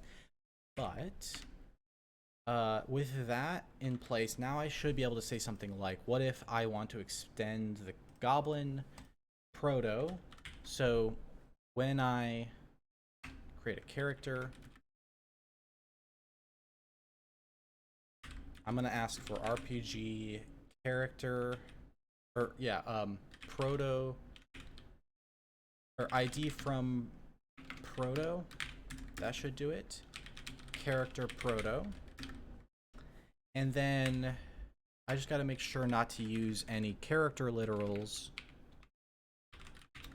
and always use named characters in the party definitions here so that I get characters that actually have more than just stats, but like a base, like a character. This is the part that's missing. Is I need like a character template, something. The thing that carries the idea of the like body plan of the character might be separate from all this tile stuff I've built this whole time. I'm not sure. I haven't thought about this literally at all yet. It's all been about the simulation in my head up until now.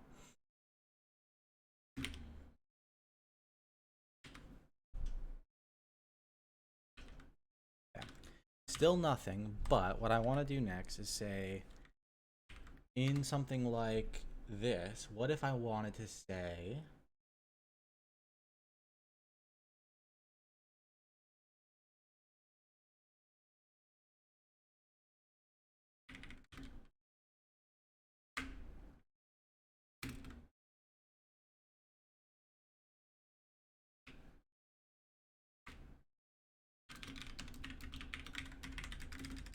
this will be our fallback asset for characters, and then we'll have something like app asset from character ID, character ID.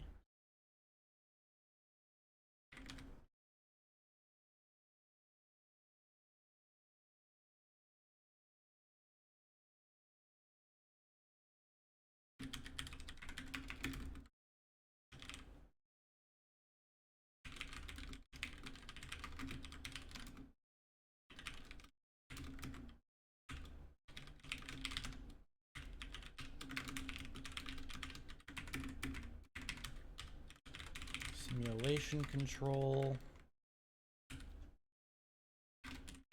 Grab the assets.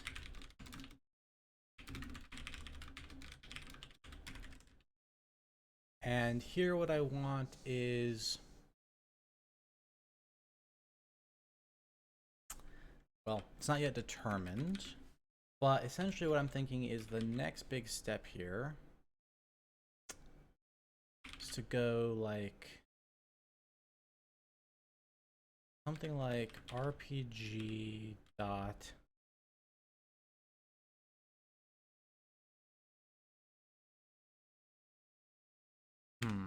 let me think. Where does it belong? I'm just gonna force it into graphics main for now. So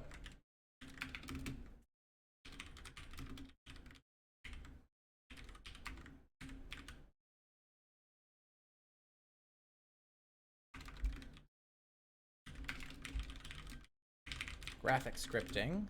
We're gonna need a new one of these. RPG character to sprite. Proto to sprite. Mapping. Type def struct. RPG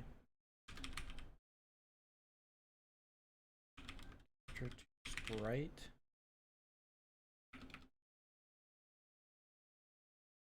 Symbol.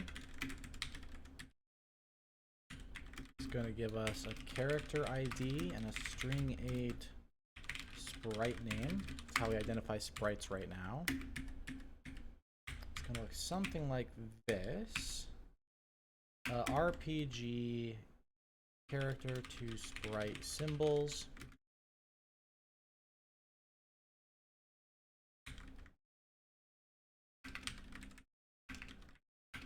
Character to sprite symbol. RPG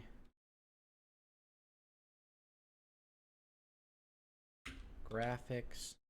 So with 2 more characters. Actually, let's not name this character. Let's call this proto. Proto ID. Character to proto. Graphics PR. That state symbols becomes proto to sprite. State becomes proto sprite.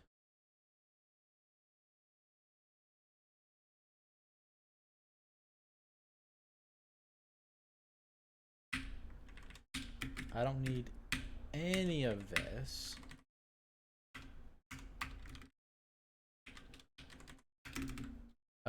Proto sprite. Symbol defined nameless. N equals. This is going to have to be a raw proto ID. RPG proto context.h. Later, Maria. Proto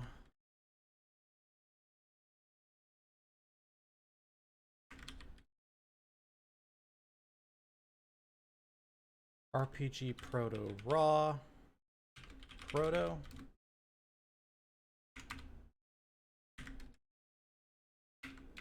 sprite.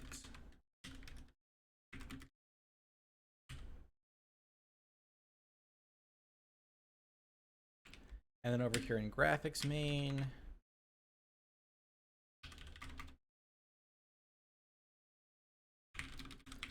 graphic, I'll just start dropping these in at the bottom.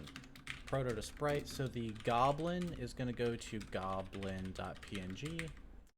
And let's see here.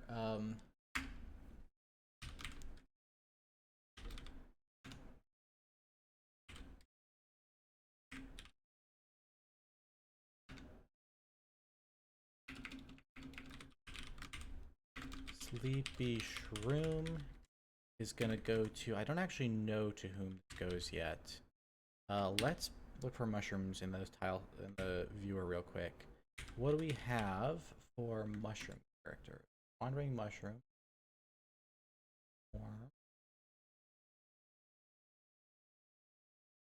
Okay, so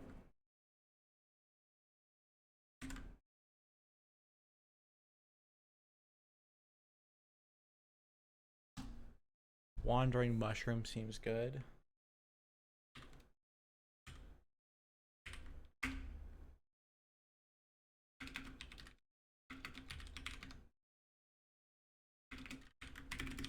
Okay, so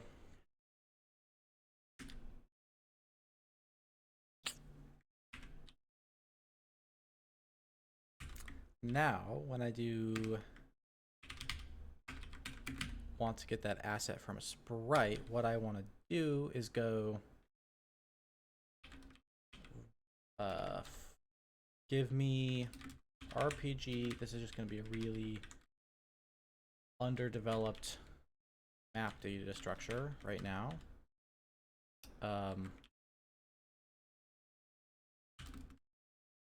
Proto to sprite symbol.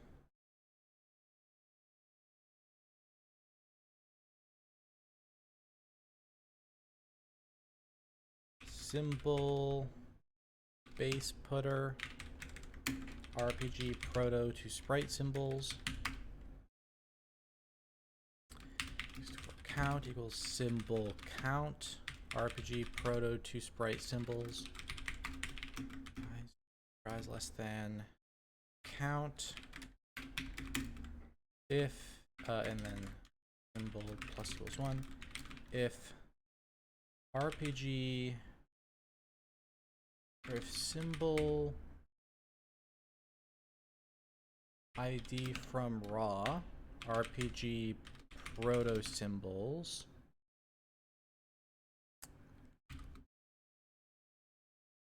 symbol raw proto ID equals the character ID, then the asset equals,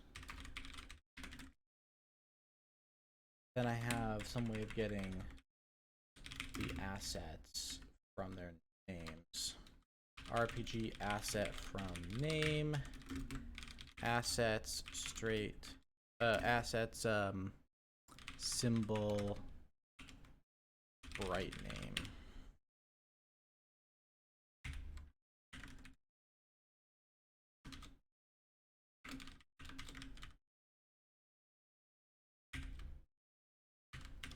That should do the trick.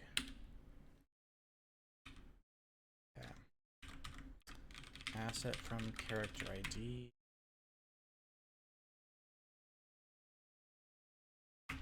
All right, and just to be sure, we're setting the character ID from the proto. So let's take a look at a couple of these. Context 579. I'll see this point. And then graphics main asset from character ID. I want to see this point.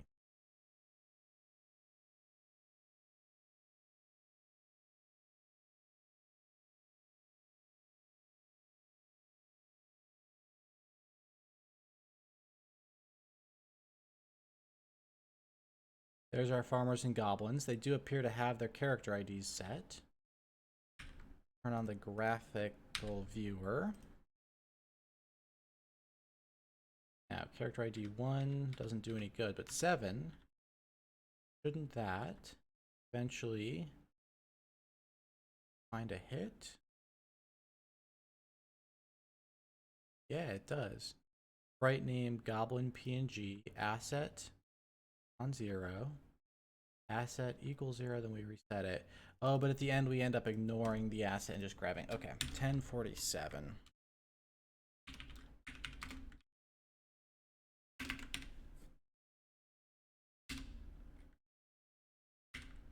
There we go. So that's cool.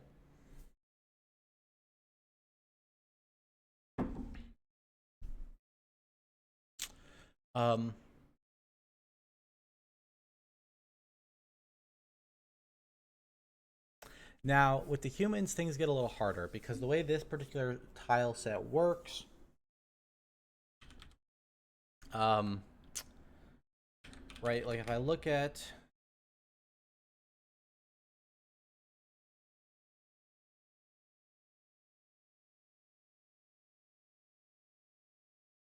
I could just use human.png maybe.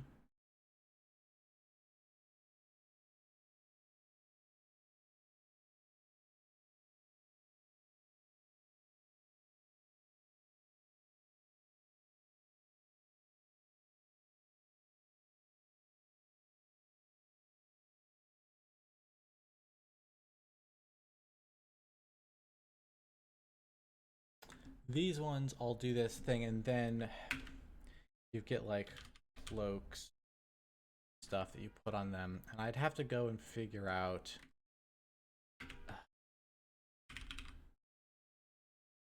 how the layering of all this is supposed to work. Like, you can imagine this is just a matter of putting one of these on the characters. I just don't know.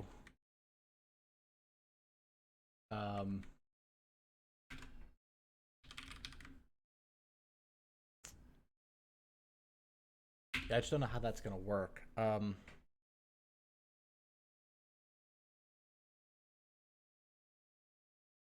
Let me think. What's the best short-term thing to focus on? The interesting thing about layering sprites together in this setup is that in 2D you just render one thing and put another thing on top of it and put another thing on top of it, and it just works. The transparency works. It's all great. Here, I'm worried about whether or not that's going to work with depth checks, right? I have two sprites that are put in the exact same spot with the exact same depths. Will it be possible to always get the second sprite that I rendered to go over top of the first one cleanly? Or will I need to compose these separately off screen and then do one 3D final version? That second option seems more like what I should be doing, right? Like I could have composition of sprites happen in an off-screen 2D buffer. Heck, I could just say my tile set's going to be allocated into an atlas, and that atlas is going to have a bunch of free slots, and whenever I have a character with equipment on them, I can just grab one of those free slots, reserve it for that character while they're around, and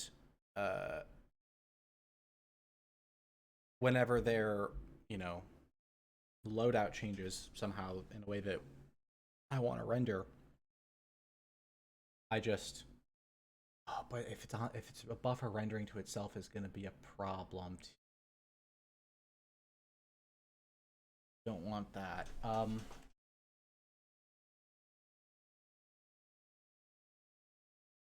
not entirely sure the best way to do that, but that seems like a separate whole project for me to out.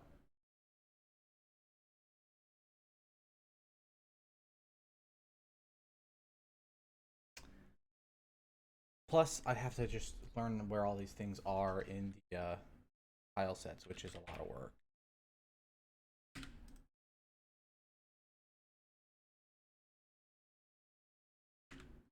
Are those semi-transparent pixels? No, they're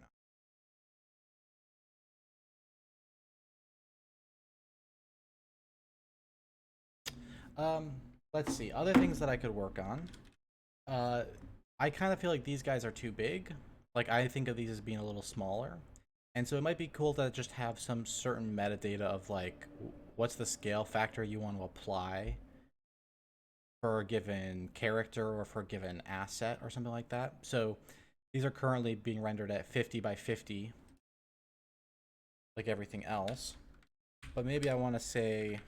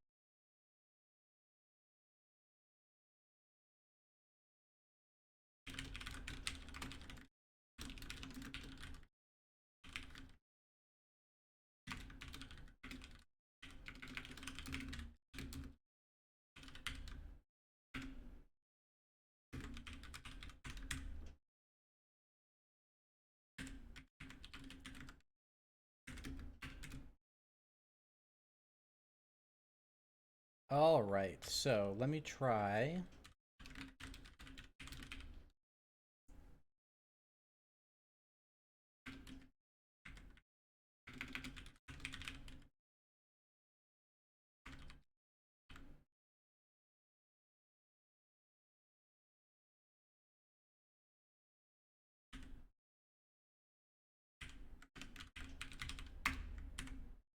Okay, the goblin party. Currently 3 goblins. What if I want one of each goblin type, just for fun?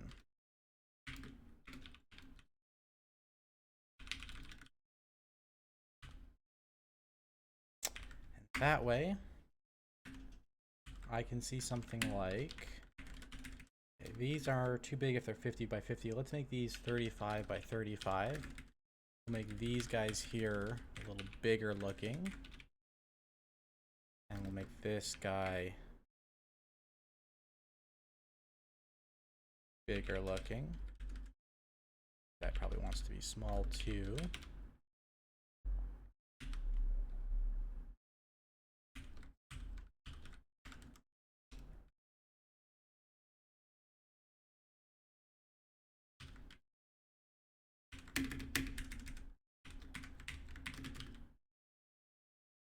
Okay, why are we crashing?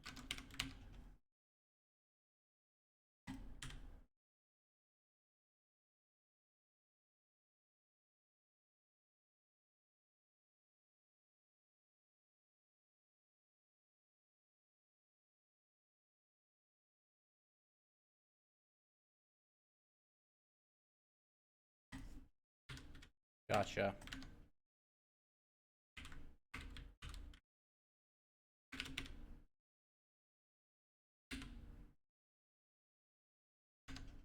Why are we crashing?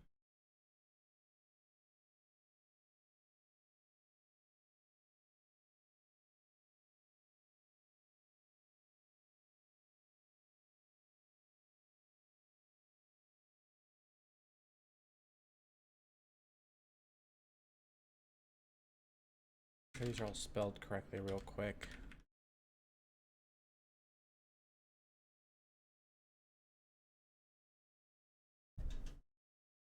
Oh, commas. This expects commas.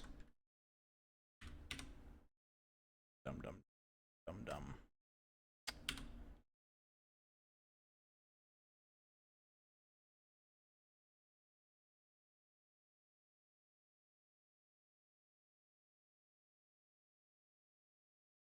We're gonna track down the hobgoblin and take the shadow off of his sprite.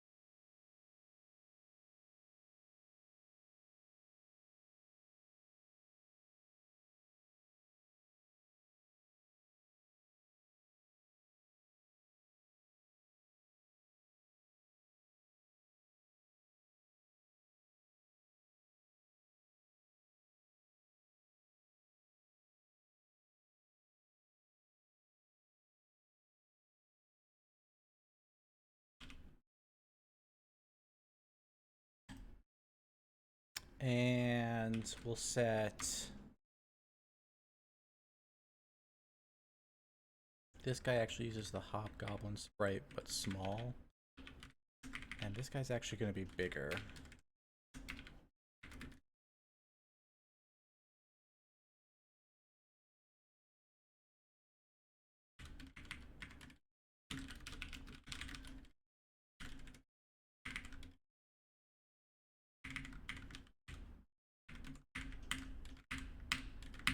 Then I'll get a clue that there's only one size instead of 2.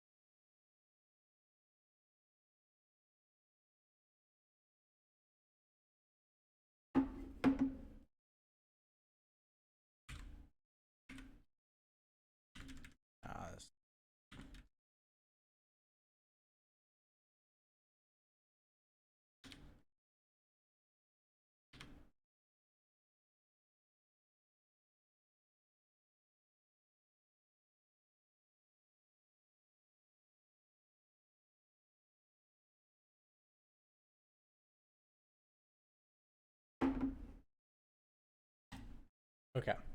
Um, Other thoughts. The theta feels wrong.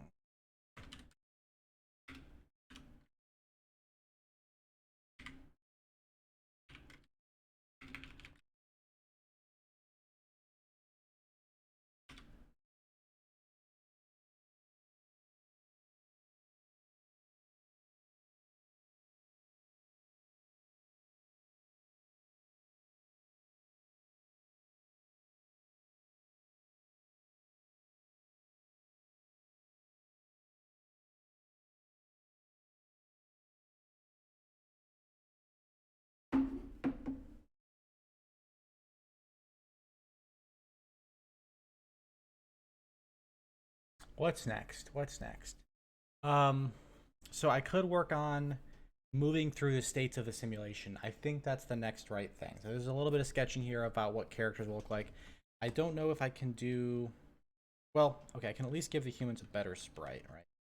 We know that is possible. So let's hide this part. Look at the there's like human.png.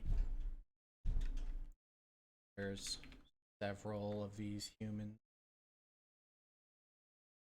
Um, found. These are all the naked ones. M's and F's are for composing characters. For composing characters.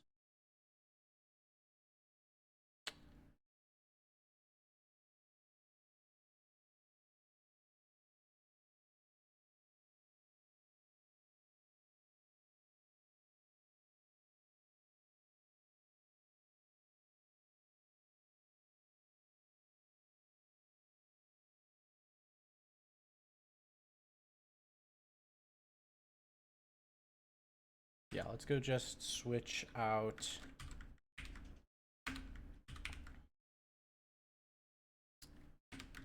our farmer.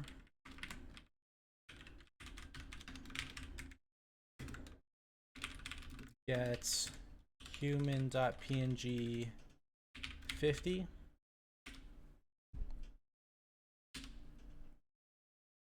But now they're facing the wrong way. So now I need to actually be able to flip the x-axis, which I've never bothered to do, but I know it shouldn't be too hard. I just need to go add that to this information.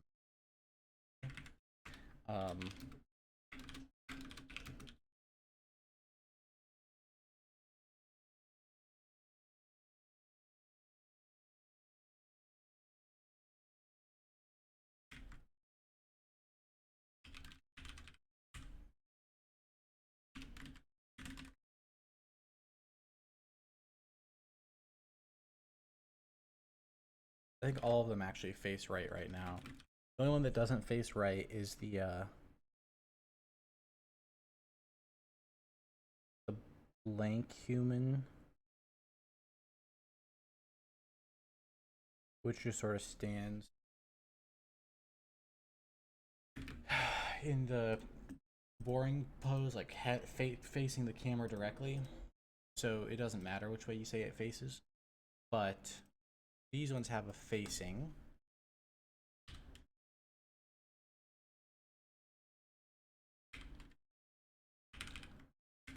And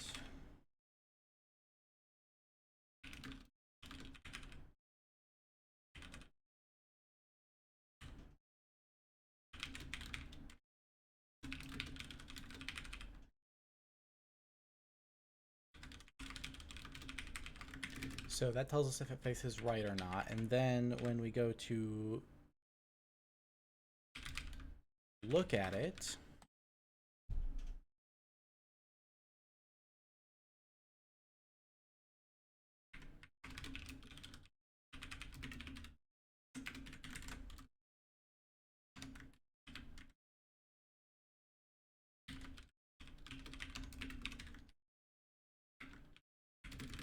um,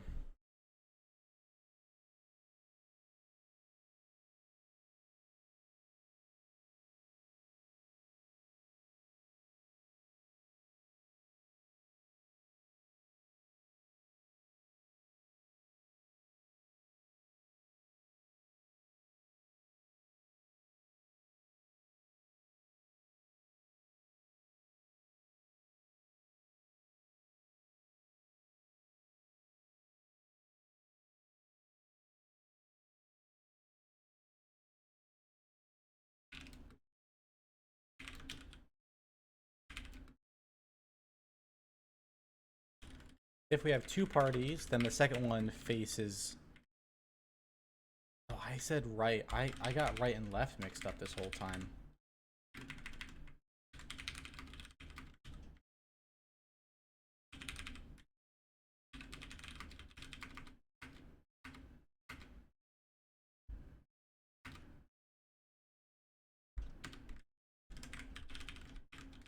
Faces left. So if the party faces left, that's because we have two parties, and this is party number 2.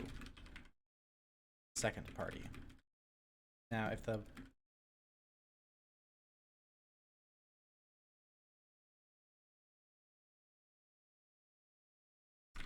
if the party faces left does not equal the sprite's built-in faces left, then x-axis equals v3f32 scalar multiply -1 x-axis, right? We flip the x-axis.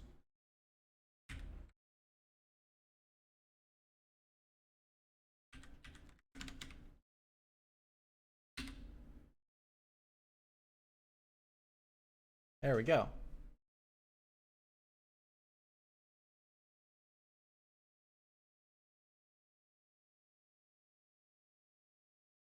So how's that for a start? A couple hours in, we've got the two parties showing up, and we're figuring out their sprites without having to do too much to modify the simulation. All the simulation had to do to keep up with this was to keep track of the character protos. And so we're basically saying characters that get put into the simulation that are going to actually be visualized have to have a character proto. They can't just be like constructed off, parsed off of a literal with the pluses and the numbers, right? That's for that works for setting up a character proto, but when you put it into a party or a route without assigning it to without using a character proto, you lose the ability to assign assets to it from outside the simulation. So for a game, all of the entities in play should come from these character protos so that they have a template that they can work off of for their character. But the simulation can still have entities that don't have a character proto, so long as you aren't going to try to look at it and expect it to be automatically sensible. Ooh, the human here has a shadow. I should go take that out. Then I think I'll take my lunch break. When I get back, we'll try to figure out a good plan for stepping forward through the simulation. So like right now, I'm just at the beginning of an encounter and nothing happens in the simulation. I'm just reading the simulation state to show us what's happened. I want to do a couple things. I want to be able to see how many hearts each character has. Then I want to be able to step forward and have it run until an appropriate moment, right? I'm not sure what those appropriate moments will be yet. I mean, if the goal is to turn it into a game eventually, then the appropriate moments have to have something to do with when the next player decision would occur.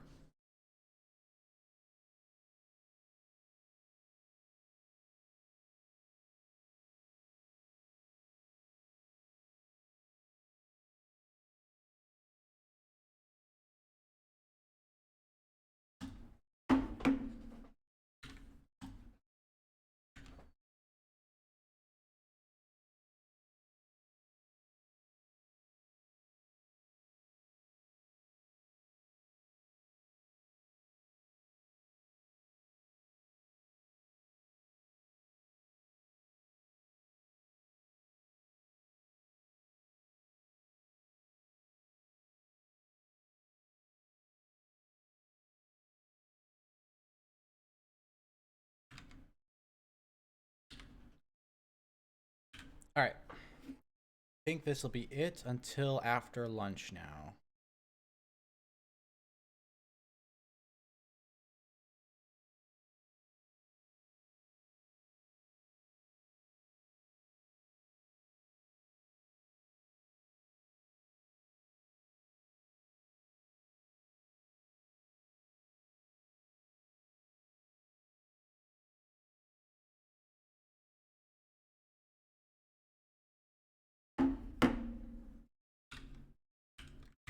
All right. I will see you all in a couple hours or so. 1 to 2 hours. All right? Later.